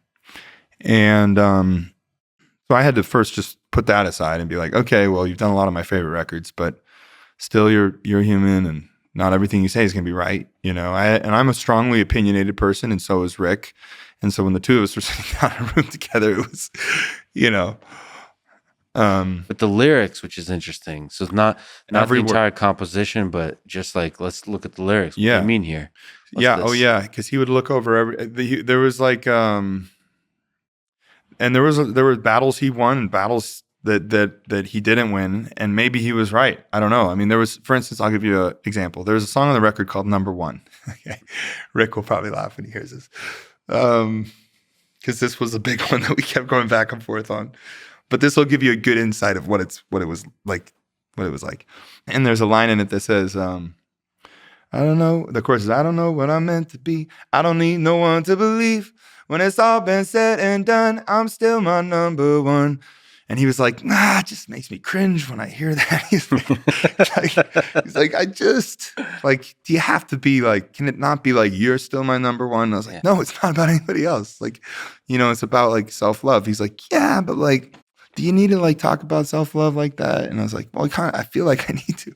He's like, well, maybe, you know, is there something else we could say there? Like, we just kept, you know, we kept coming back to this song. Okay. I was like, I changed it. I tried changing it. Like, what did I change it to? It was like, it wasn't You're Still My Number One, because it just made no sense. It wasn't about some love thing or like someone else. I changed it to something else. And it was the one thing that I was like, I'm really sorry, Rick. Like, I get it. And if it sounds cringy to you, it's definitely sounding cringy to other people too, and that sucks. But I don't know how else to say this in a way that I want to put that song out anymore. But there were other songs for sure where Rick was like, that or this, that word feels a little trite. You already said that once. Can you say it in a different way? It was really helpful. And that, yeah. It's really interesting because you're trying to say something so simply and yet not make it cringe. And that's really hard. That's a strange art form, because you want to say some of the greatest love songs. We looked at the Without You song. I mean, that's the whole thing is cringy. If you just read it on paper, like it's a Right. like it's a court report or something, but yet it's not, especially when sung maybe. But no, there's something about maybe Sung in a way you believe it. when you believe it, but also written in a way that's singable in the way you believe it. So Right. it's like, Right. and then It rolls off. It just comes out in a way that just feels like silky and no word catches your mind as cringy. yes. This it just but then music, I think great speeches are like that too, or just communicating ideas simply. That's the art form, is to not be cringy. So interesting. And then yet, because like when you're raw and real, it might at first feel cringy. So that the battle there, and that's where you see people fail, like just regular artists, like I don't know, open mic. I go to open mic, so I just listen to musicians. Like when they write songs, like they fail that test. They write simple stuff, but it's cringy. Why? I wonder always that. Like, what is that? I'm telling you, Lex, I tried to explain this to my brother the other day, because it's the same thing with a live performance. If I'm not in my right headspace and I walk on stage and I walk up and let's say I say something and I do this. Yeah. Because I'm like, this is the move, right? Yeah. I'm like, this is the move. Yeah. The crowd doesn't care. Yeah. In fact, the crowd's like, that's cringy when you did this. But if I wasn't thinking about doing this and I went up there and I said something and I really meant it and my body was like, I can't explain this to you. It's so silly to say out loud. But it's, people will resonate to it when it's real.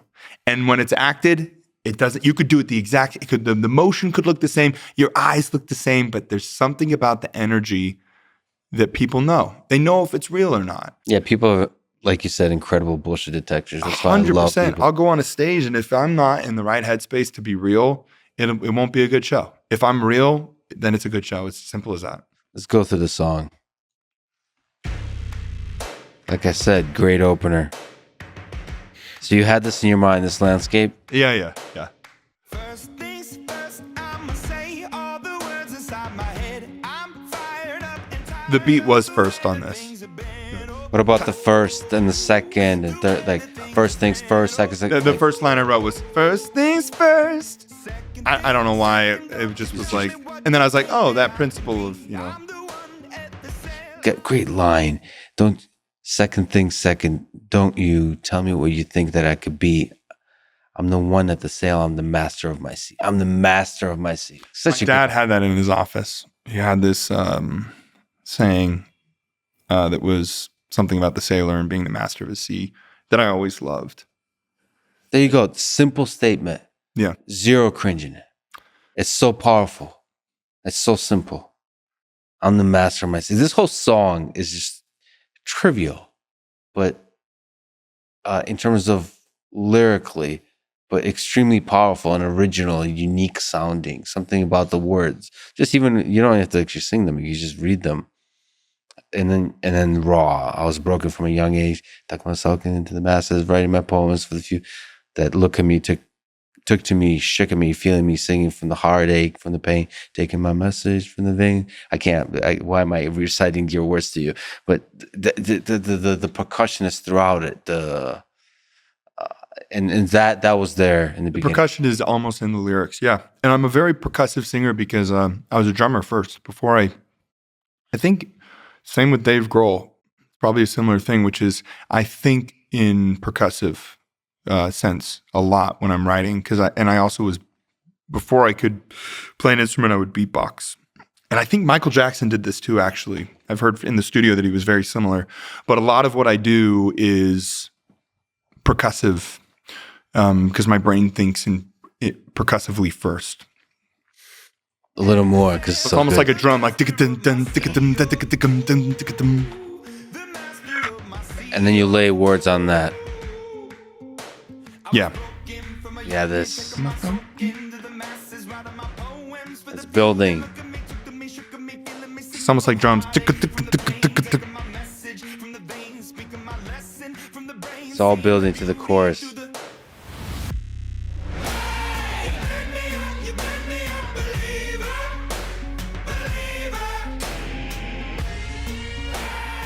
What about the word pain? When did that come to you?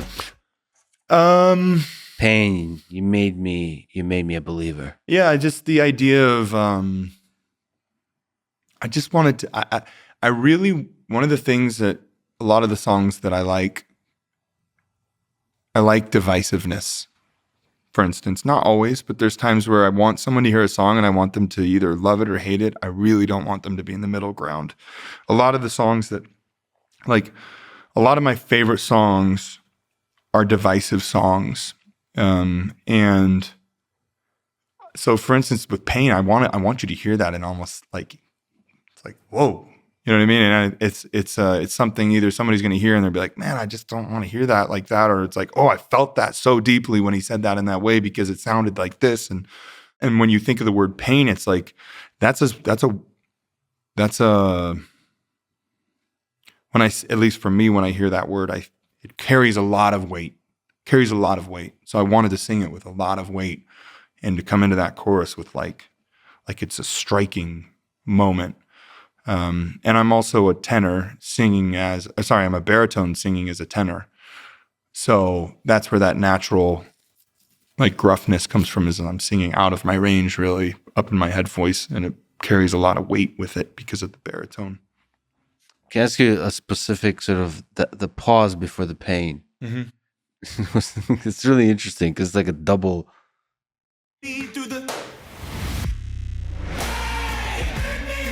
What is that? How much work does that take to get that right? That's incredible. Because it's like so you're kind of seeing the beauty through the, and then that whatever that sound is, the bass being rolled off. Yeah, yeah. I actually, when I first was approaching the chorus, it was actually took me feeling missing the heartache from the pain, taking my message from the vein, speaking my lesson from the vein, seeing the beauty through the pain. You made me you. Like, it came in on one. I'm not singing it right now, but it did not wait.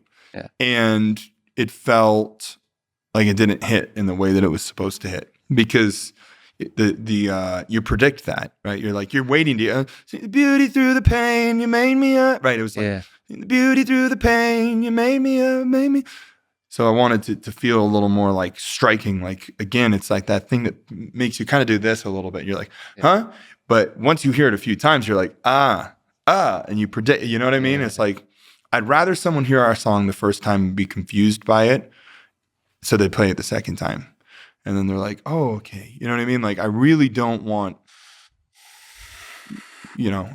I'd rather turn some people off along the way. And then the people who come along for you are going to feel more committed, I think. It's just an interesting, like, it feels gutsy to insert silence, Yeah, but that's what makes it, it's like the greatest speakers of all time are like, and I told you. Right.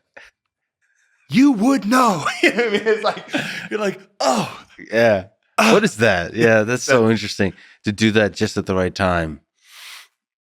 And then pain, right? Man, it's a brilliant song. Did you know it was a good song when you wrote it? Out of the thousands of songs you've written? It's always the same thing for me, which is like, I'll listen if I want to listen to the song. And I want to listen to it a lot of times, then those are the songs we put out.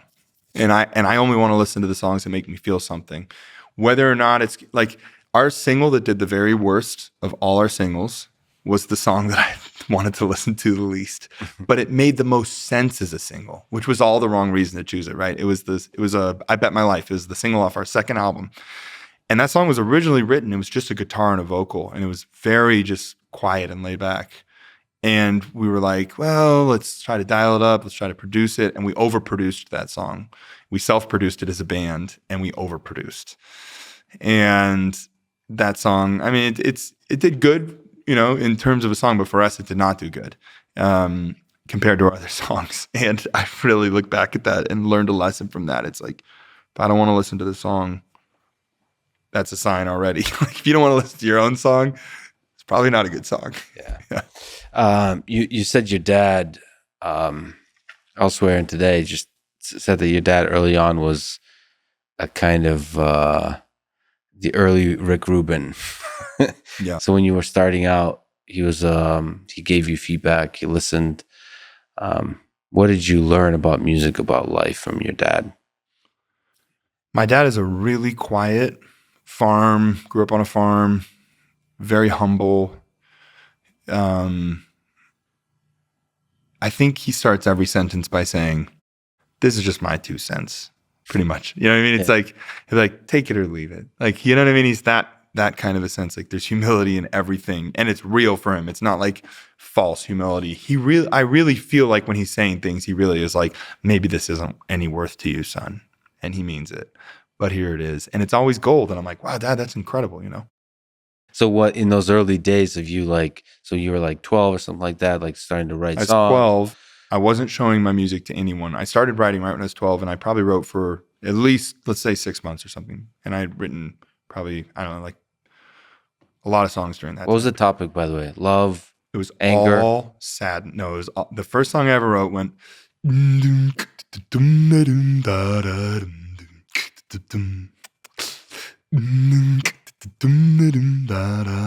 was like a bluesy thing. It was like, there was my voice doing that. And then it was like, all by himself, no other one around. And he stood all alone. When would he be found? Did he want company, or was he fine on his own? Everyone needs a friend, so why was he all alone? You know what I mean? It's like, but I was like a 12-year-old I just felt like depressed for the first time. And I just was like, so. I think you discovered the blues as a 12-year-old. Yeah, right. It really was. It's like my sense of the blues at that time, for sure. Like, bad version of the blues, but it was like 12-year-old kid with a bunch of acne, and like I hated going to school. I felt like that I just had not found myself. Sounds like a great song, by the way. But anyway, I wanted to keep listening. I forgot I was. Yeah, I don't know about that, but What was your dad? At which point did you begin to share it with your dad? A lot of the songs that I wrote in the beginning were very much like Bobby McFerrin, like that, because our mic was in a part of the house where I couldn't bring over the piano, and the only instrument I played at the time was the piano. So I would do everything with my voice. But then I started teaching myself the guitar in that beginning, like 6-month period, just watching my brothers play in their garage bands in the basement. And then I started to write songs a little more like Enya vibes, like stack my voice like 20, 30 times. And like Enya meets like Jarre, which is who my dad would listen to a lot. John Michael Jarre. He's an incredible synth genius. But anyway, so I finally got my like gall up enough to show it to my dad one day after work. And I got very little of my dad because there were 9 kids, and he worked from 8 a.m. till 6 p.m. We'll come home very tired, and here's 9 kids that are like, Dad, you know, and you're the young one. You're just going to miss. I was in the middle kind of too. So it's even, middle child thing. Yeah. But I sat him down and I was like, hey, Dad, I just want to like kind of show you a song. And he's like, oh, he didn't know I was writing anything. And I showed it to him, and he listened, and he took it off, and he really looked at me and was like, that was really good. He was like, I thought, and this, when you said this, it made me feel this. He was like, and that did it. I probably would have given up music. Like, I look back, that was a very pivotal moment for me. I was like in a place where I was like, is this good or bad? I don't know. Maybe it's so embarrassing and terrible. And I was already writing lyrics that were a little like overly metaphorical to hide that I was dealing with faith crisis, because I thought, okay, I'm going to show this to Dad. I don't want my dad to know I'm like questioning the truthfulness of Joseph Smith. So I'm not going to be like, is Joseph Smith a real prophet? Is Mormonism true? I don't really know. Like, you know what I mean? I was like writing way overly metaphorical, but because my dad really validated it, and he was a no bullshit person. So I knew when my dad said that, I was like, you know what? At least my dad really actually thinks this is cool. And I really trusted my dad's taste and thought everything he listened to was cool. So I was like, wow, I'm gonna keep doing this. And I just showed it to my dad for years and years. And still to this day, I send every song to my dad. So he, underneath it with the feedback, is always like, ooh, I like this idea. I like this. So there's a positive, like a... Not always positive, no. But like underneath it, do you sense the positivity? Because I think that's... Always.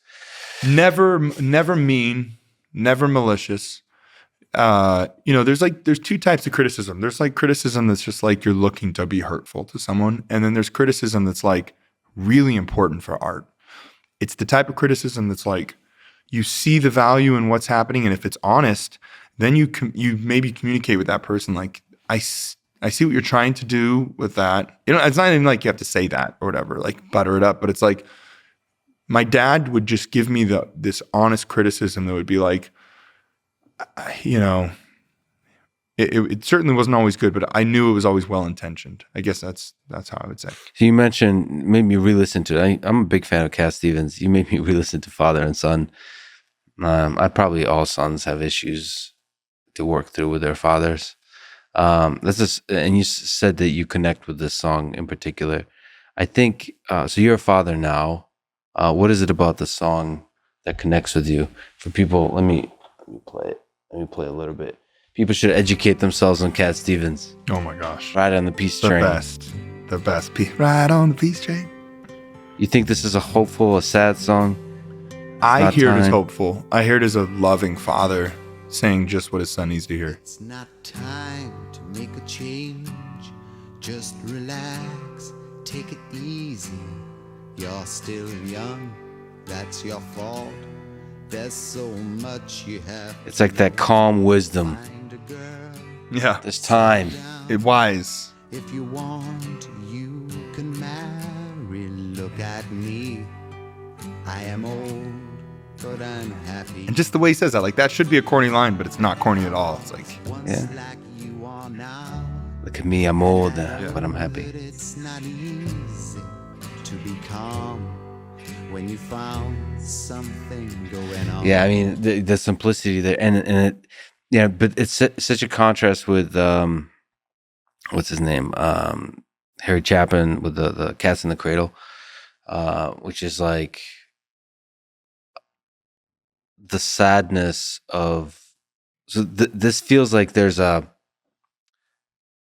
wise, calm connection between father and son, right?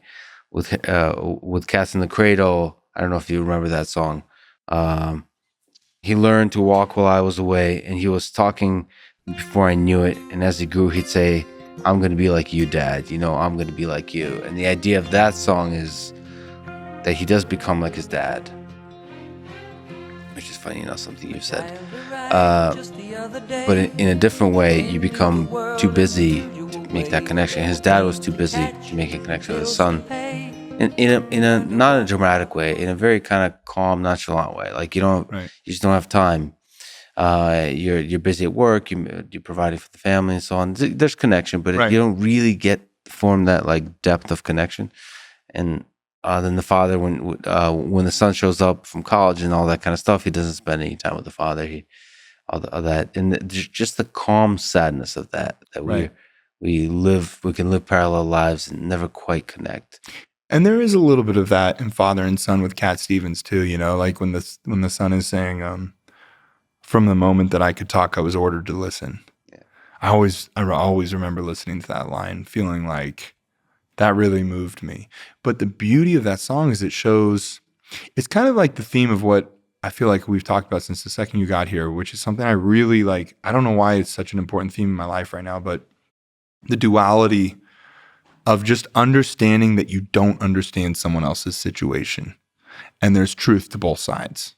Like there's truth to what the father is saying to the son. He's like saying these things and he's like, I'm looking out for you. I love you. Take your time with these things. If you want to get married, you can. Like these things will bring you happy. And then the son saying, listen, like I want to pave my own path. I want to do this. Like, why are you telling me this? Like the son's not wrong. Because there's a lot of parents who tell their kids what to do and they're wrong. You know what I mean? Like, and they don't let the kid form the path that they need to. But should you not be a parent? Like, you know what I mean? There's just two sides to everything. There's a thing. It is annoying when you're older. You get to see people do all the same things. You could say, well, this is a phase and you'll see that this actually will end up in this way. You can like predict how the life unrolls, and it's very annoying for young people to hear, especially because it's probably going to be true. It's like, no, it's not going to be like this. Right. No, I'm going to be different. But then you become that person. But that doesn't mean they also let them live that life. Right. Let them make the mistakes. But they're not mistakes. Actually, they're like beautiful deviations from the path that they end up on. And Very true. those make the path. Do you have advice for young folks today? You've had like an incredible dark journey and a successful one, a loving one, and one of the most successful artists in the world. Is there advice you can give to young people today that would like to find themselves to that way, especially if they're struggling? I thought you said device at first, and I was like, honestly, I feel like that device is not helping. Like maybe everybody should throw away their devices. Advice. I would just say like what I emphasize to my kids is I really, really want my kids to just learn to love themselves. It's easier said than done. It's really easy to pick on yourself in life. It's really easy to look in the mirror and wish you looked different, wish you were more successful like that person over there, wish that, wish a lot of things. And people that I see that really succeed at life, really succeed truly. And that doesn't mean they're making money necessarily or they're succeeding and, they're talking to a lot of people. Like their success to me is like happy. And they have real self-love. When you meet someone, you meet Rick, for instance, you meet Rick Rubin. Rick has a calmness about him. And it's funny because everybody sees him as this like Zen master. Like Rick is just a really loving person who also loves himself and has self-confidence because you just see it and it resonates. And that's why he draws people. And that's why he's so great in the studio because you know his intentions always. As an artist, when a producer comes in, you're like, whoa, what are your intentions? What are you trying to do? Are you trying to get a hit out of me for the label? Or are you trying to make me something? Are you trying to like make me this so you can prove this about yourself? Like there's a lot in that dynamic. And the reason that Rick is so good is because you know his intentions. And his intentions come because Rick has that self-love. So for me, find the things about yourself, because they're there, that you love, and really focus in on them. And it's not selfish. Like I feel like I was brought up in a family too, where it was like, never look inward, like be selfless, like serve, which by the way, is a true principle of life. I think you love yourself more when you serve more. I think that's really evident in life. But also spend time doing the things that make you happy. Take time every day to go on that walk that you need to go on. Listen to that book tape that you need to listen to. Like for me, that's something I need. I know if I do that, I'm going to be a better dad because I gave myself some love back in life.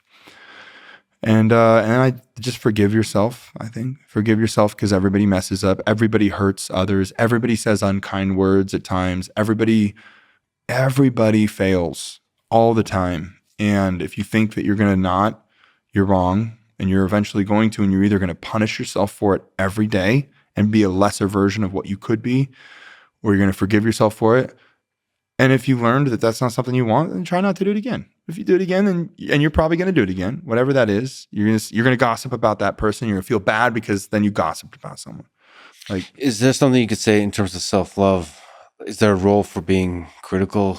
And you're like that those demons of like self-criticism, do you need a little bit of that? Tom Waits talks about, I like my Tom with a little drop of poison. right. You need a little poison, or is that silly romanticization? No, I mean, it's poison. Look, it's my biggest thing in life has been like the thing that I've worked on the hardest for the last few years is to not be overly critical, and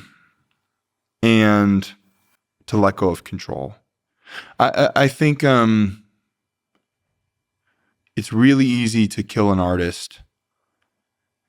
It's really easy to kill an artist. Like if my dad would have sat down with me that day, and even if he would have just sat down and been like, good job, son, okay. It sounds Yeah. silly, right? Like not everybody has a dad who's going to ever do something or put in the time or whatever. But that might have altered everything for me. Yeah. Like my dad taking the extra time to just give me a thoughtful response, opposed to kids know when you're just like trying to get out of the room or whatever. I knew he wasn't, and that did a lot. So yeah, But is that a huge? Isn't that what makes the artist? It's the fragility of it. That, like, would you have it any other way? no, I agree with you. I think that's what that's the beauty of art. But I think also on the same token, it's like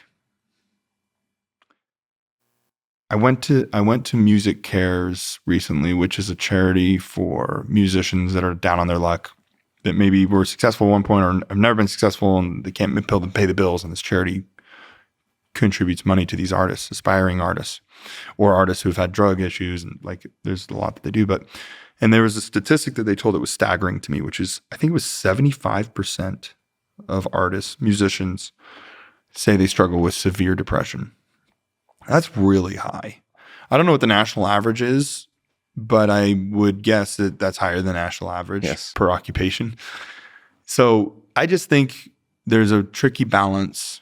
There's a tricky balance in art. So yeah, of course, like it's a necessary thing, the fragility of it all. But yeah, I wonder, because I'm extremely self-critical, and I sometimes ask myself the question. I've romanticized it, or rather, I've learned for it to be productive, to channel it into productivity. But I wonder if there's better ways to do that. And I also wonder if it's eventually the thing that destroys me. Like if long-term, right. If it's a healthy thing, it might be useful when you're in sort of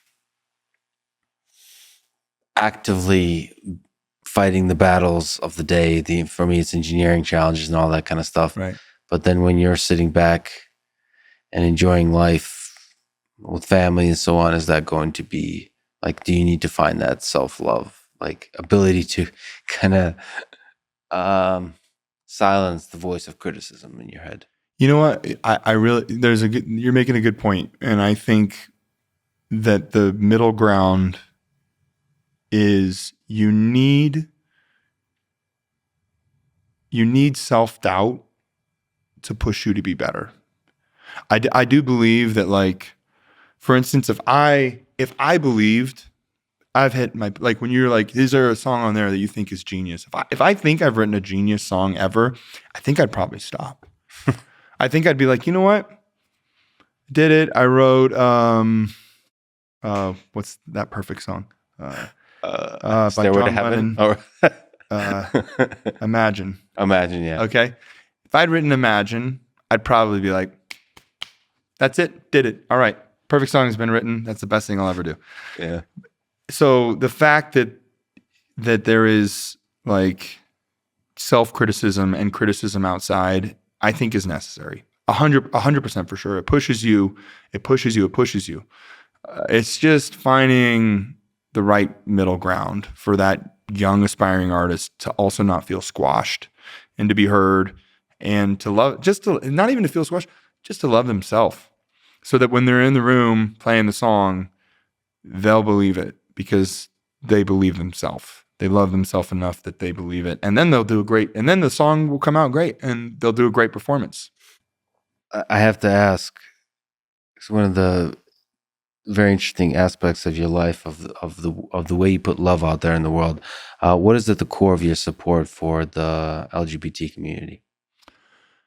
A couple things. So one, growing up from a young age in the artist community, a lot of my closest friends were LGBTQ, starting in middle school. And I think a lot of the best artists in the world are LGBTQ, and it's not a secret. Like, it just is. Like, the artist community is filled with lots of LGBTQ people. So I think being raised in that community, in that my friends struggled with their faith and their sexuality, really opened up my eyes to how incredibly hard that path is. For instance, okay, when I was in high school, there was someone who went in front of, who was LGBTQ and was Mormon and felt like there was not a place for them in the church. They felt like the path, you know, when you're being told that that's evil and you believe it because you believe in your faith and you feel like it's unchangeable, you're putting a kid in a situation where there's really no good resolution. It's either be alone for the rest of your life or marry outside your sexual preference, which I don't want to marry a man. Like if I was forced to marry a man, I'm like, I don't want to. I don't want to be married to a man because I'm heterosexual. So you're forcing a kid into a situation where it's very dangerous. Long story short, this kid went in front of the Las Vegas Mormon temple and shot himself. Killed himself. That impacted our community. Like, and not just that, but it was like severe bullying to LGBTQ kids. In the 90s, it was especially different. Like, there's still bullying, don't get me wrong, but man, like bullying in school, I don't really know actually what it's like in schools now. Maybe the bullying's just as bad as it was in the 90s, but there was like, it was like, I would hear all the time, like the F slur being slung out at people who were LGBTQ all the time. And I wasn't even LGBTQ. So I you know, it's just seeing that. I think that any social justice issue takes all sides. It takes all pieces of the puzzle. If only the pieces of the puzzle contributed are from the side that is affected, I don't believe that we'll ever have resolution. We're doing a shit job and we need to do better. And that's just, that's the reality of it. So that's part of the reason. I also have family who's LGBTQ and it's just something that's been part of my path, and I feel like I'm a big believer in take the path that is presented to you. And this was just something that came up in my life a lot. When I met my wife, she was living with her two best friends who were LGBTQ, who really didn't want her to marry me because I was Mormon, and at the time it was Prop 8, which was Mormons were fighting against gay marriage, and so then they didn't come to our wedding, and that really broke my wife's heart. So it was just like, because Mormonism represented everything that was against their community. So you felt you had to say something. I felt like by not saying anything, yeah. I was saying everything. I felt like by not speaking up and being like, hey, Dan Reynolds is a Mormon singer. Here's this new band, Imagine Dragons, and they're Mormons. It was like, okay, well, what do Mormons represent? They represent Prop 8. What does Prop 8 represent? Bigotry towards the LGBTQ community. So what do? Okay, I can speak in every interview and be like, well, that's not me. I don't believe that too. Or I could just be more active about it. And especially when it's affecting my family and friends throughout my entire life, it was like, all right, this seems like a path that you need to go down. So long story short, it was a path that just presented itself through things in my life. So just on that topic, so religion and God give a lot of meaning to a lot of people. It gives tradition that brings people together across the generations, but it also can hurt people. What do you make about that tension? So a source of meaning, but also a source of pain for people. The reality is, at least to me, again, this is just my reality. I feel like I'm doing my dad's thing every time I'm talking to. Where I'm like, I don't really know. Here's my 2 cents. You have become your father. Yeah. The reality, and it's my reality, and it is the reality for sure. Right. Is I think that religion has brought a lot of hurt and pain to a lot of people.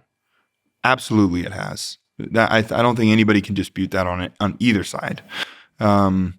Whether it's war, whether it's slaughtering of entire peoples, there's been a lot of pain and suffering that has come from religion. So my little thing that has been hard for me is a faith crisis, right? I had religion and then I lost it and then I had nothing. So that's, for me, I was like, well, religion did that to me, right? But then at one point it's kind of like, how much of my life am I just going to complain about being raised Mormon or being depressed. Like, you know, as I get older, I'm like, okay, so what? Like, okay, it's really hurt me. But were there any good things that came out of Mormonism? Well, yeah, there's a lot of good things that have come to my family through Mormonism. Closeness, we're really, really close. Mormon culture is that you live together forever, right? The teaching is that your families are forever. We die and then we go to heaven together and we're together forever. My family really believes that principle. All of them do. And that instills a certain way of living that's kind of beautiful, even if it's naivety. There's something kind of beautiful about believing that we're forming these bonds together as a family and that like we're going to be together forever. It brings a lot of comfort to a kid too. When I was little, I was like, wow, it's going to be okay if I die because I get to see my mom again. You know what I mean? I really believed that. Is the right answer that you tell that kid, actually, when you die, you're not going to see your mom again? Maybe it might be. I don't know. And anybody who has a kid is going to face that moment. I've already faced it where you sit down and my kid was like, hey, Dad, when you die, am I going to see you again? That was actually a really hard moment for me because I was suddenly faced with, okay, do I give the answer that I thought was bullshit? Or do I give the answer of what I think it is? Or do I give the real answer, which is, I don't know.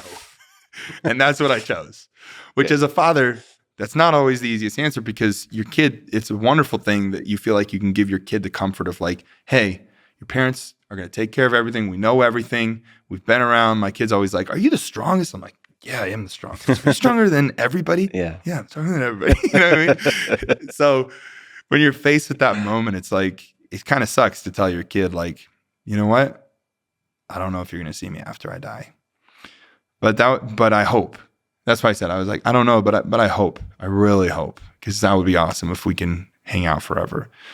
And if there's any way for it to happen, I'll make it happen. You know what I mean? That's kind of what my answer was.